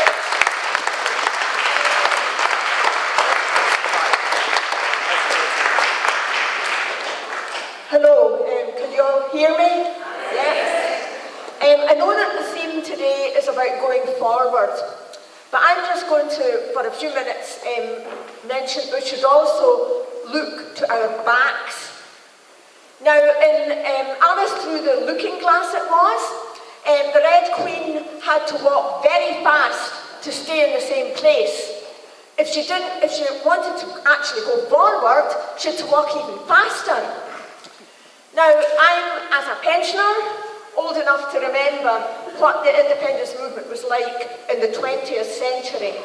It has gone strides ahead in the 21st century. It's night and day. And the reason for this, well, part of it was the referendum campaign. That was a big part in bringing it to the forefront of people's minds out there in the streets where they're not anoraks. And I think the forerunner of that, which actually gave us the confidence to think about independence really, was getting the Scottish Parliament.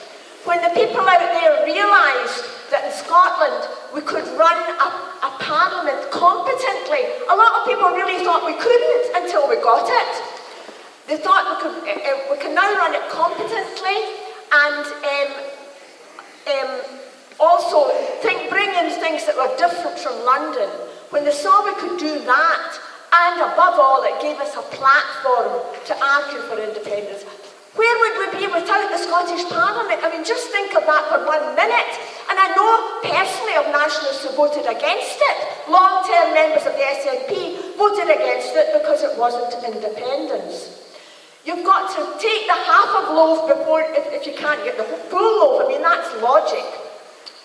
But it was never supposed to be like this. It was never supposed to be a platform where we could challenge Westminster. No, that wasn't the plan. It wasn't Tony Blair's plan at all. We were to be, another line of local government or something like this. So, they're now trying to backpedal as fast as they can.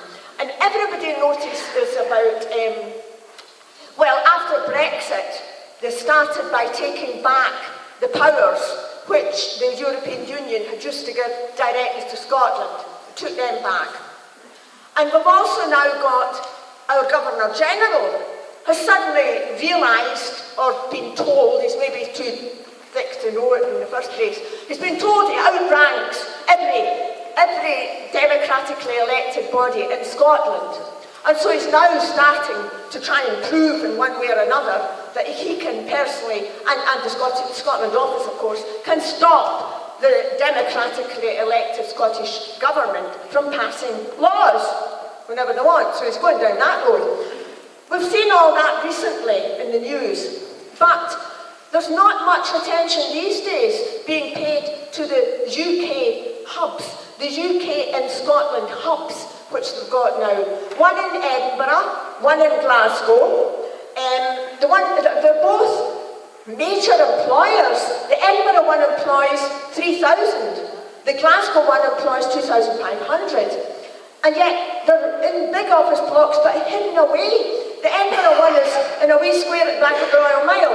The Glasgow one is in Atlantic Square, which, despite its grand name, is just a wee tiny square at the back of the Brumelaw. So they're hidden in there, but they're very insidious. Their sole role in life is to bypass the Scottish Parliament and pass finance from Westminster directly to the local governments. Now, the local governments, they know, are too small and weak to actually individually challenge Westminster. So, and they're not giving them any powers, they're only giving them money. So they could call it, from time to time, they don't often mention this, but from time to time you get one of them saying, we have to devolve powers further down, we have to devolve them down to the lowest possible level. They used to call it subsidiarity, and it sounds very moral and everything, passing it down to the lowest level. Actually, it's not about that. It's about a much, much older game. It's called divide and rule. You get the Scottish government set up as the bad centralists, and you get the local governments competing with each other for finance, which they're very short of, competing with London for privilege, for money from London to cover London's agenda. It worked all over Asia and all over Africa in the 19th century. They're hoping in the 21st century it'll work with the uppity Scots. So whenever anybody mentions devolution further down to local authorities, which sounds very good, look at what they're devolving. Are they devolving powers? No, they're devolving a bit of money, taking it away from the Scottish Parliament so that it can be run by the local authorities to London's agenda. So, on social media and anywhere else you want to put it, publicise, tell your friends about these Trojan horses in Edinburgh and in Glasgow. Tell them where they are, what they're about, and what their real purpose is. Thank you.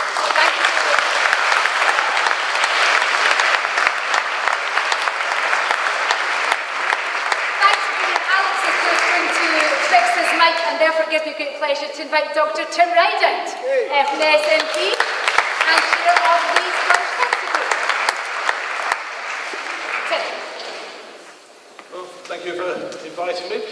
I'll be very brief. Now, I agree with Robin McAlpine about many things, and one of those is I think we've been down an 8-year rabbit hole obsessing about process, and we need to stop doing that. We need to come up with the answers and answer the questions that people have, and as Robin said, set out the vision for why we want independence. And I think it's about time that we stopped relying on the Scottish Government and the what is effectively...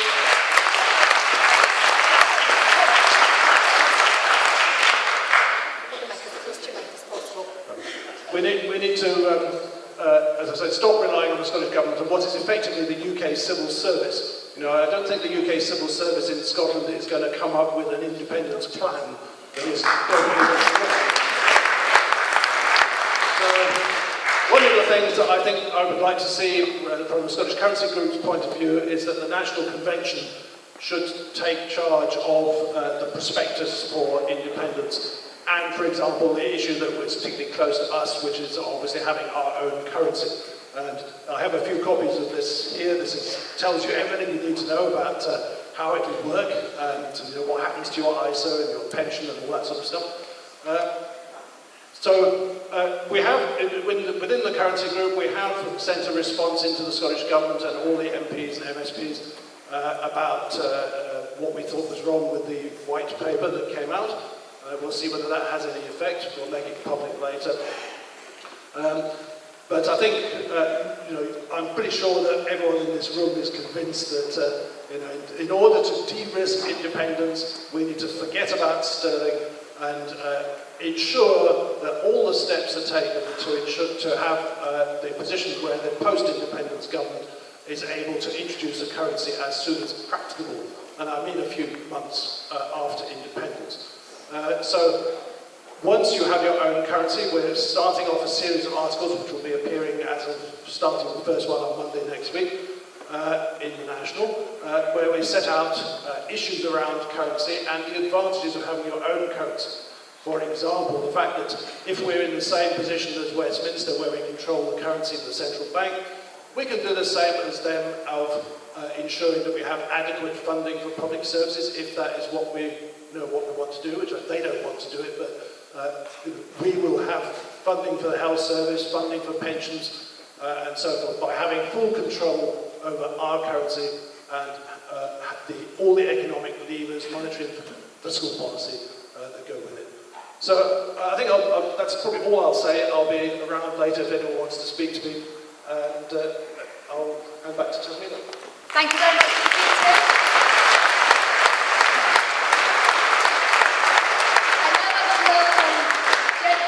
Scottish Sovereignty Research Group.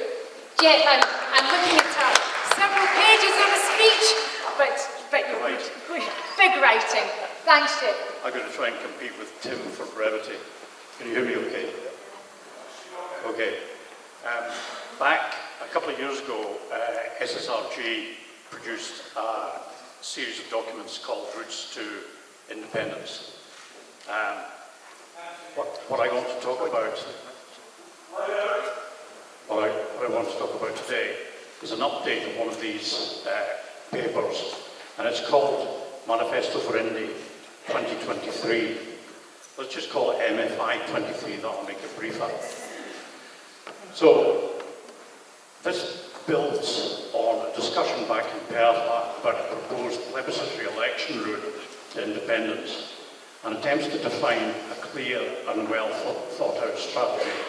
I'm sorry, Robin, and all the rest of them, but this is actually about process. So, let's take a look firstly at the situation we currently find ourselves in. And there's some bad news, and there's some good news. The bad news is that as a result of the application to the Supreme Court, as much as the decision of that court, and because of repeated requests by the Scottish Government for a Section 30 order, The Scottish Parliament is clearly seen as being subservient to Westminster. I do think that's bad news. The good news is that at almost every turn, the sovereignty of the Scottish people has been recognised, acknowledged and reinforced, most noticeably recently by King Charles III himself. No one just... I've got a lectern. No one disputes that sovereignty in Scotland lies with the Scottish people. So on the one hand, we have a relatively powerless, hamstrung Parliament, which would like to be the Parliament that represents the people's right to self-determination. And on the other hand, we have the all-powerful sovereign people of Scotland. I say all-powerful because that's precisely what sovereignty of the people means. The absolutely crucial point about the plan/process I am proposing, labelled MFI 23, is that in the next election for the Hollywood Parliament, and whether that's 2026 or October this year, doesn't really matter. Not quite ready yet, Neale.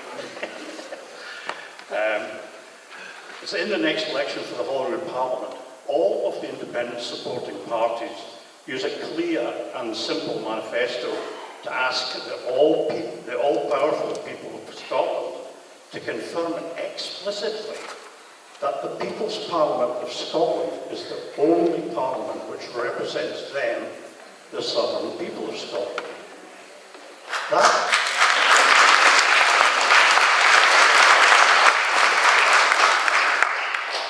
That all-powerful endorsement will require only a simple majority of seats in the Parliament to confirm its new status as the only Parliament representing the people of Scotland. But we know that the United for Scotland parties can achieve much, much more than a simple majority, maybe 85 to 90 of the 129 seats, a thumping democratic endorsement.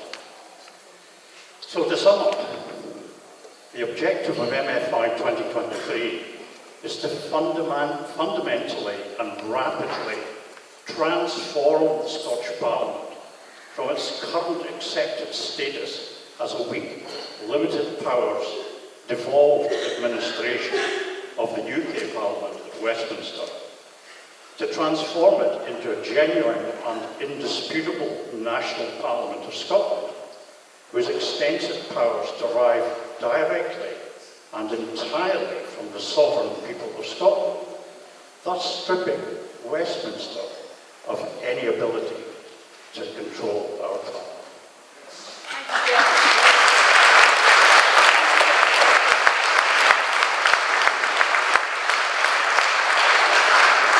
And now to our final guest speaker, who's going to set us off then for our indicative votes and some further questions. I know there's some women on this side of the audience who have some questions. I can ask you to kindly welcome, dear friend, the wonderful, inspirational, not to many as Christ Peter, but to me as Gareth Wardell. Gareth!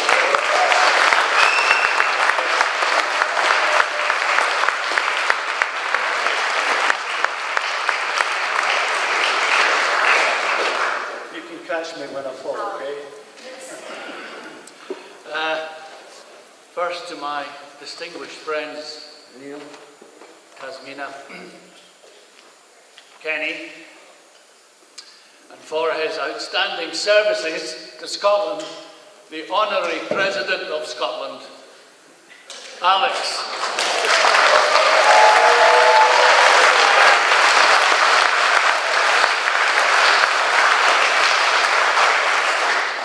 Last time I stood up in front of a group like this, I'm a thinker. One of my grandsons asked his mother, my daughter, why is Grandad always deep in thought? And she said, because he lives in his head. I actually am somebody who gets embarrassed at great oratory. I have a dream. I cringe a bit because it's emotional. It's all emotional. And when I had the fortune of meeting Sean Connery, in one of his houses, the Marbella one. We sat down. Didn't sit in that chair, that's mine from my sail back. Oh, sorry. So I sat in this wee stool. You know, this 6'2" guy who would have made a great William Wallace with a full beard. Said, when you're writing scripts, Gareth, avoid hokum. And I thought, I know what hokum means. I said, do you mean sentimentality? Yeah. The trouble when you're writing about Scottish people is, and all that daft stage Scots from BBC Scotland, is what I wear in our hearts on our sleeve. That's the way to get our independence. You have to be confident. You've got to let the other side know they're on the losing side, and you're tolerating their gibberish. So I got a lecture before I could say an utter word. And when I did talk to Alba, sir, ma'am, last time a tweet popped up on Twitter when I got home. And it was from an SNP supporter. And it said, is that Grouse Peter? He's just some old gadget.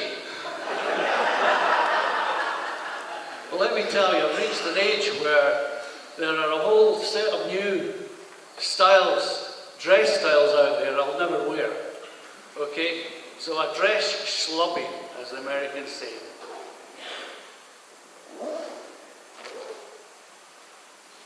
There's a number of things that I've been observing of late, and one of them may be unacceptable to you. I think we should avoid attacking Nicola Sturgeon. And I tell you why. She's incredibly popular. She has her watchdogs everywhere. The international politicians, for the most part that we know of, they like her. No matter how much we dislike her for the way she has betrayed the cause.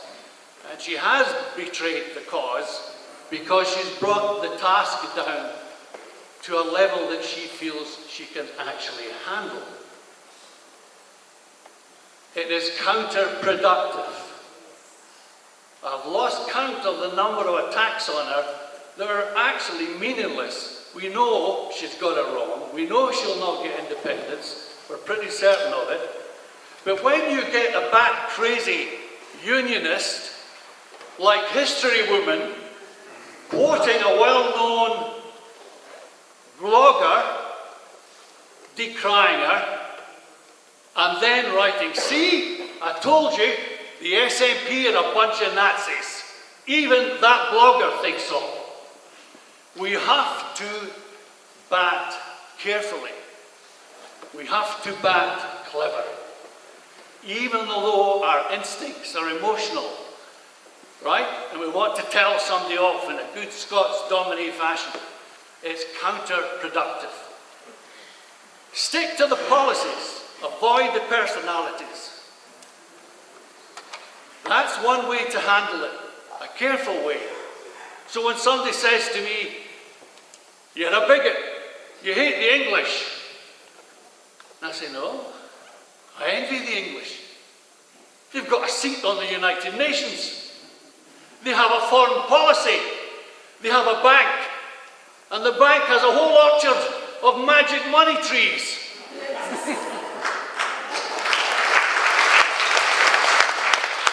We know that we have an SNP who are colonial-minded. They have accommodated the colonials' agenda. They've had to do it because, as the theory of colonialism will tell you, if you keep delaying the big day, you'll be faced with some of the demands from the invader, from the oppressor. And the first thing that happens is they keep delaying the day of independence. Because as some of you have said, they're comfortable, they've grown fat, the pensions look really good. If I just get 2 or 3 more years, I'll get that pension. And then once they're ensconced, they start disliking dissent in the ranks. So people like me are ejected. And by the way, their administration was so good, they ejected me, and I wasn't an SNP member.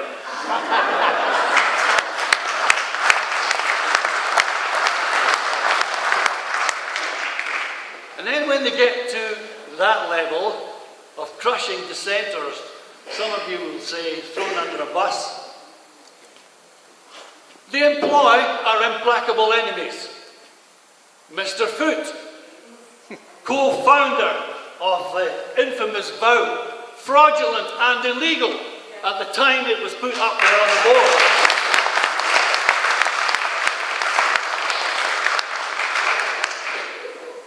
Sir Nicholas, late of the Treasury, he's advising Nicola Sturgeon. And then what was it, how much, sir? 9 million to our unionist press to subsidise them. When a whole lot of free press of freedom fighters on the side of Nicola Sturgeon and the SNP didn't get a penny. It was like Brown when he was Chancellor. I sent him a long set of papers about the lack of a film industry in Scotland, so he set up a major fund. And he had 6 tranches of £30 million each for various film companies. I already had shared in an Oscar for a short film. Did I get a penny? No, because I was Scots. I was in Scotland. That would only encourage Scottish independence. So you have to be really careful. We know these people are colonial minded. And we know that a unionist faced by a demand that he dislikes will look at every avenue he can until there's nothing left except common sense. And common sense is Scotland will be independent. There is no two ways about it. You cannot. In history, if you look at history, there hasn't been a movement for greater civil and constitutional rights that has ever said, oh, hell's bells, you know, we're getting a hammering, let's go home. It's like Alex Salmond. When the only time it was mentioned was in the preface of the white paper, sir. You know, a chance, what was the... The other fears is fate too much. No. Once in a generation. Once in a generation. The one is thrown back to us, you know. When the unions are really tired of talking to us, they turn it into once into a lifetime. Once in a generation. And as far as I know, Mr. Salmond, sir, you meant a political generation. 5, 6 years, that kind of thing. Right? Not 20 years. Not 20 years. I meant a Northern Irish generation, 7 years. 7 years, there you go. There's the truth, 7 years, if you ever asked again.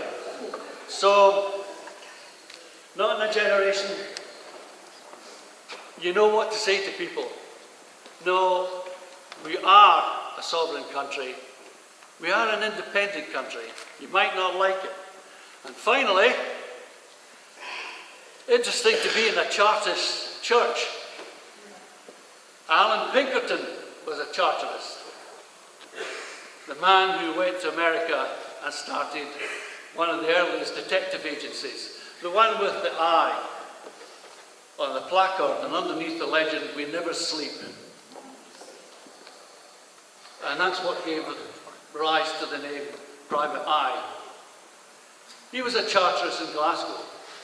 He believed in the overthrow of unpopular governments. We do too, don't we? Mm-hmm.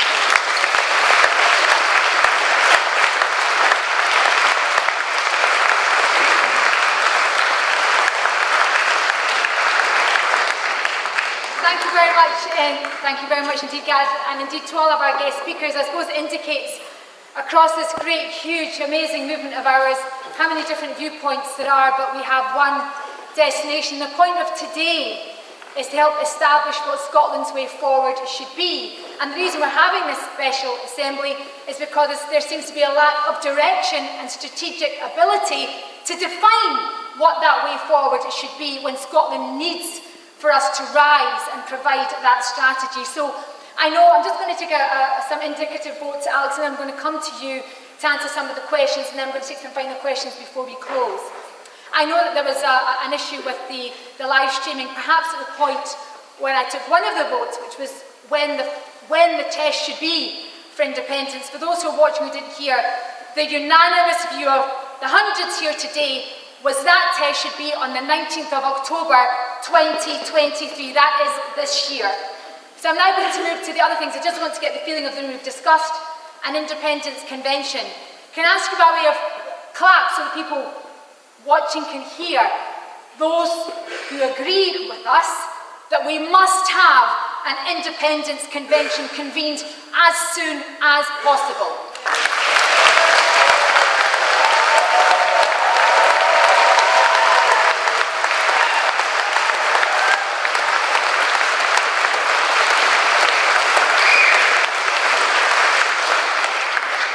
Can I also ask if you agree that why should we let Westminster get away with telling us, no, you can't have your independence referendum number 2.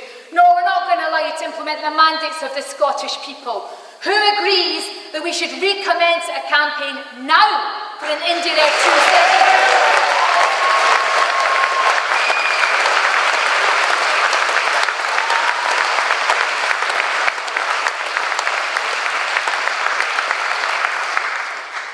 The third point in the strategy paper was about popular demonstration. And this is an opportunity, by your appreciation, if you agree with the premise of what we're saying here, that there have been people who have been marching, organising march, putting on stalls and campaigning and never stopped since 2014. Should we continue to support them and enhance all of their activities by more popular demonstration? I ask you.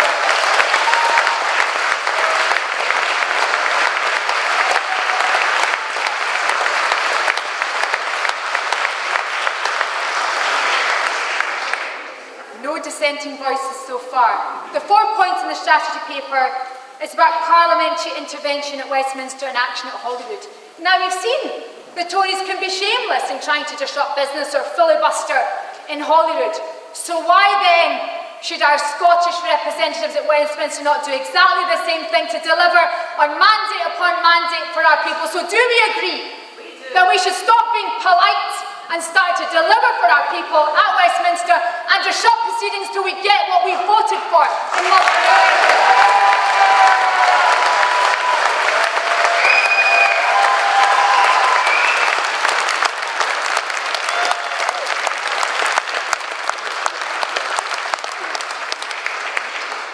Point number 6 is about international recognitions, and of course this is one that should be fought here and abroad. And that's not just about opening hubs, which of course we agree in promoting Scotland, but it's about actually going out to the other countries of the world who would normally say this is abhorrent denial of democracy in Scotland. We should be going out there this day, every day, and asking them to put their money where their mouth is and support Scotland's right to independence. Do we agree that we should have international recognition?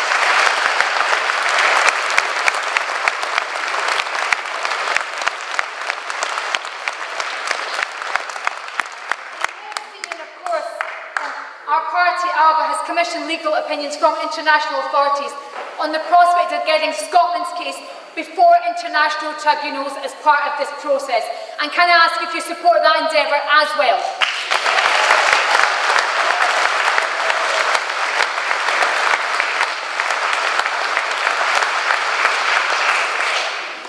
And finally, too much time has been spent due to lack of leadership and strategy in discussing how we get the vote. Too much time. Let us action what we have agreed to today as far as we can as within our power.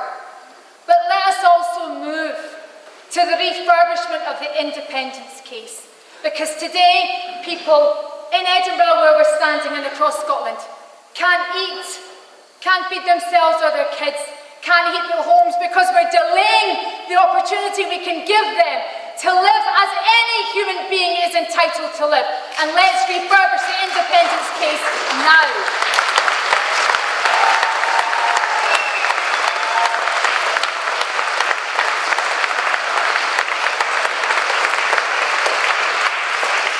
Before I move on to just some final questions from you, can I ask, as I promised the gentleman, the man at the back, I'm being very polite, gentlemen, ladies, women, men, but women and men matter. The terms of women and men matter. With that in mind, can I ask Alex if you kindly address some of the points that have been made in earlier questions before I take a final round before concluding. Sure. Thank you. Please welcome back Alex Salmond.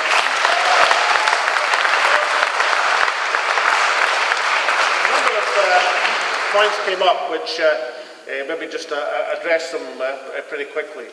The question of free ports was raised a number of times, and you know I don't, and Alba doesn't approve of the policy of free ports because it's a beggar of my neighbour approach to economic prosperity, and it's particularly important because it connects in with one of the great campaigns every single one of us should be engaged in. Which was also referred to as how you mobilise the natural resources of Scotland to be used for the public benefit, exemplified at the present moment by the totally disgraceful ScotWind auction, which undersold some of our fantastic first deep offshore wind for a pittance compared to what it actually should have realised. So the way to maximise the natural resources of Scotland is to stop key resources being imprisoned and frozen in private ownership. Quite deliberately, there's dry docks across Scotland which we're crying out for utility and use, and bring these assets into public ownership so that all the people and companies of Scotland who want to develop them for their interest and for the public interest have the ability to do so. A far, far better approach to maximising economic growth and prosperity than beggaring one neighbour by giving them an opportunity and advantage over another. That doesn't increase wealth, it just diverts it one place to another. So I hope that answers the question on free ports. I just can't ask the direct question about whether an independence convention would look at the issues which people have been doing so much work on, like Sarah, in terms of Scotland's natural resources and the history and the gravity. Of course is the answer. I mean, I think every single piece out of Scottish history, out of Scottish law, out of Scottish tradition, every single claim of right and the way it's been exemplified is part of the campaign. Political parties have a role, pressure groups have a role, particular interest groups have a role, particularly policy formulation, whether you're representing pensioners or whether you're representing the arguments, unanswerable arguments for an early adoption of the Scottish currency. These are all part of our campaign. The one that, I remember at the Perth meeting, somebody stood up, I can't remember who exactly, and said it'd be really useful if all this multifarious groups campaigning for independence added at the end, United for Independence. I thought that was a splendid suggestion, but not to try and restrict the number of groups, but to make sure we're all striving for the same goal of Scottish national sovereignty. But of course these are part of why we argue for such initiatives, so that these great ideas can be encompassed and put into action. But the last point I want to make is pick up Robin's point about the difference between ideal and policy and inspiration and political process. Now, of course, it's true that the reason that we want Scottish independence is not just that we can hoist a saltire over every building in Scotland, including our great castles and our parliament, not just about flags and about the achievement of sovereignty or the actualisation of sovereignty. It's our wish is to transform this country into what we wish it to be, we know it could be, by mobilising these resources and allowing them to benefit the public interest of our people, and not the private interests of a few, or indeed the UK Treasury. Of course, it's our ambition for the sort of country that we know is possible. And that has driven the national movement in Scotland for as long as there's been a national movement. That's what the Clydesiders 100 years ago were talking about the aspiration to see within a Scottish Parliament what you can achieve in a few years compared to generations of toil and misachievement, unachievement in Westminster. Of course, that's always been part of our movement. And so it is with the work that Commonweal are doing on that platform, and it's so important, particularly at a time when we might point to policy mistakes, key grievous mistakes, like the GGR Act from the Scottish Parliament, which is a mistake because it divides one part of what should be the independence movement from the whole.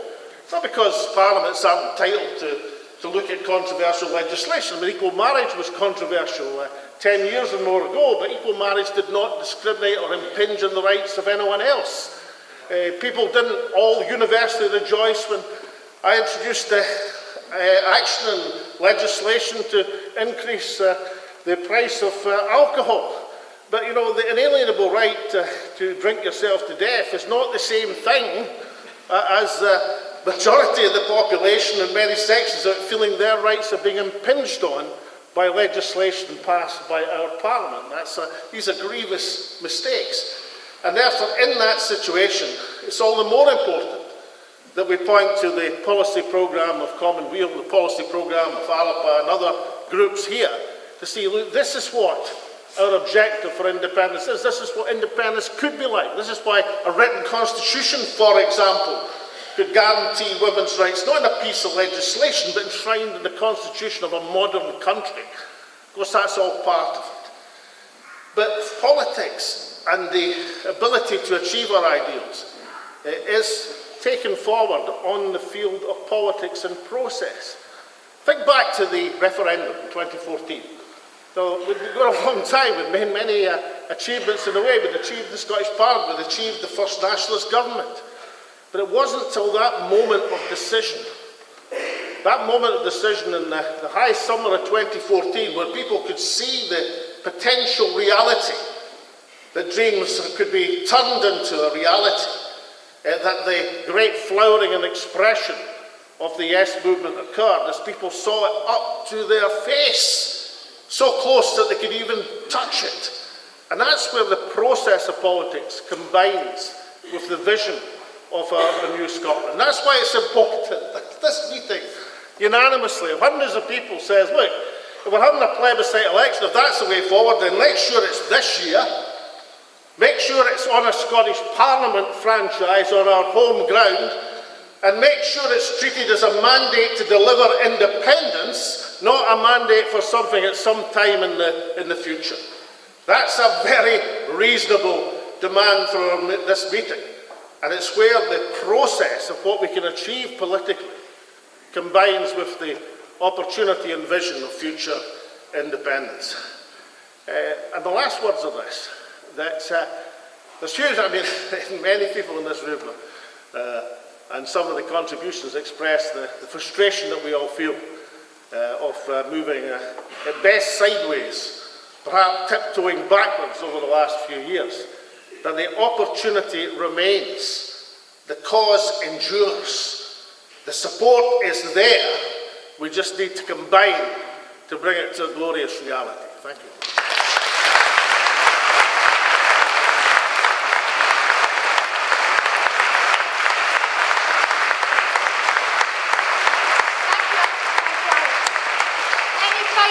Any final comments? I'm going to ask you to keep them brief. From the floor, any questions? Yes, straight at the back. Brief brevity, which will be demonstrated by David. Once upon a time. The point that the SSRG has been meeting, and people don't know, every week for the last 2 years, sometimes twice a week. We had a very interesting meeting last Sunday. Elliot Bulmer has been working on a draft constitution for the SNP. Anyway, one of the points he brought up was how Malta became independent. It never had a referendum on independence. It had a referendum on their written constitution, which of course guaranteed all their rights. Alex has just mentioned a written constitution. We need that written constitution to be agreed to embed our rights. That is what I think we should ask the Scottish people. Do they want their written constitution and their right? Thank you, David. Any other comments before I Comments, brief comments relative to the 7 points we've just discussed. Any other comments? Yes? We have a mic handy? And then...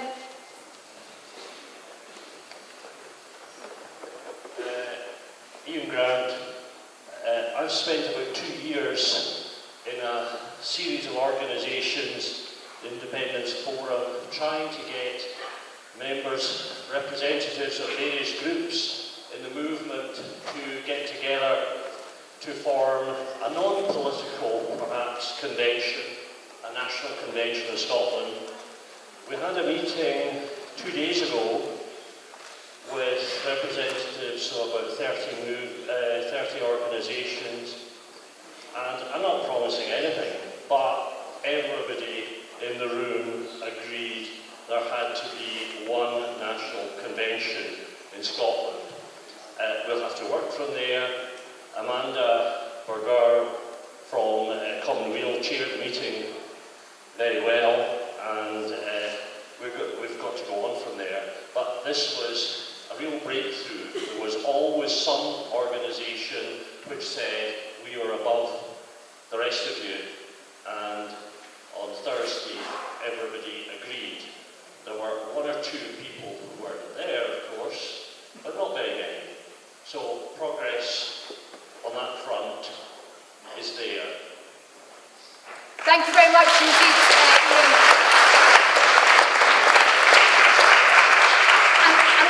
I'm going to take 2 more, and then we're going to take the lady here and then the gentleman there. Just the women here in the grey shirt.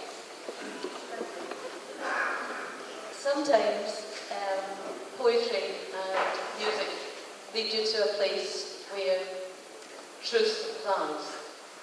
So with plans coming up next week, we have to go, obviously, with Westminster being a part of the roads in the nation. But also, I'd like to quote a very contemporary mob of poets from this side of the country and remind us all, we're all Scots. We're all Scots in a nation. That's it. I got the actual thing because I got so excited at the end. Thank you, thank you.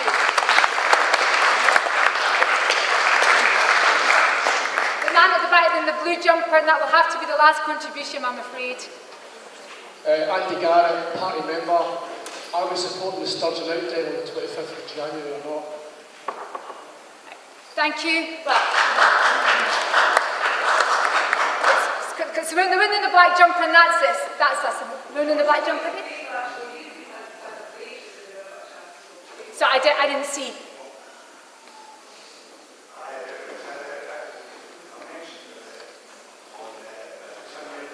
Mike, David. Can't hear you.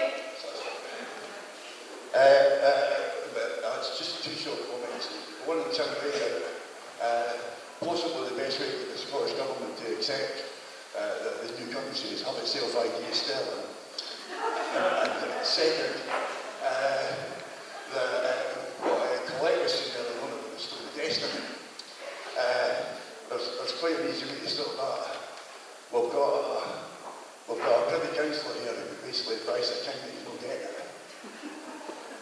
Okay, thank you very much indeed. So I'm going to...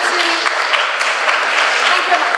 So I'm going to bring this meeting to conclusion, the Special Assembly, first of all, by thanking you all very much indeed for your attendance today. I mean, it's been hugely instructive, always. We've laid out what we believe should be a series of actions that we can take ourselves and encourage those with the mandate and authority to take. And we're very grateful to you for your contributions and indeed indicating your support for those actions. We're all part of a wide movement. In fact, what Ian had just said, what Ian Grant had mentioned, just you are agreeing, Ian, as you talked about what other organisations are doing within the movement and how you find a way to find common cause and work together, is incumbent upon all political parties who support independence to work together. Alba's always been keen to do that and will always continue to do so.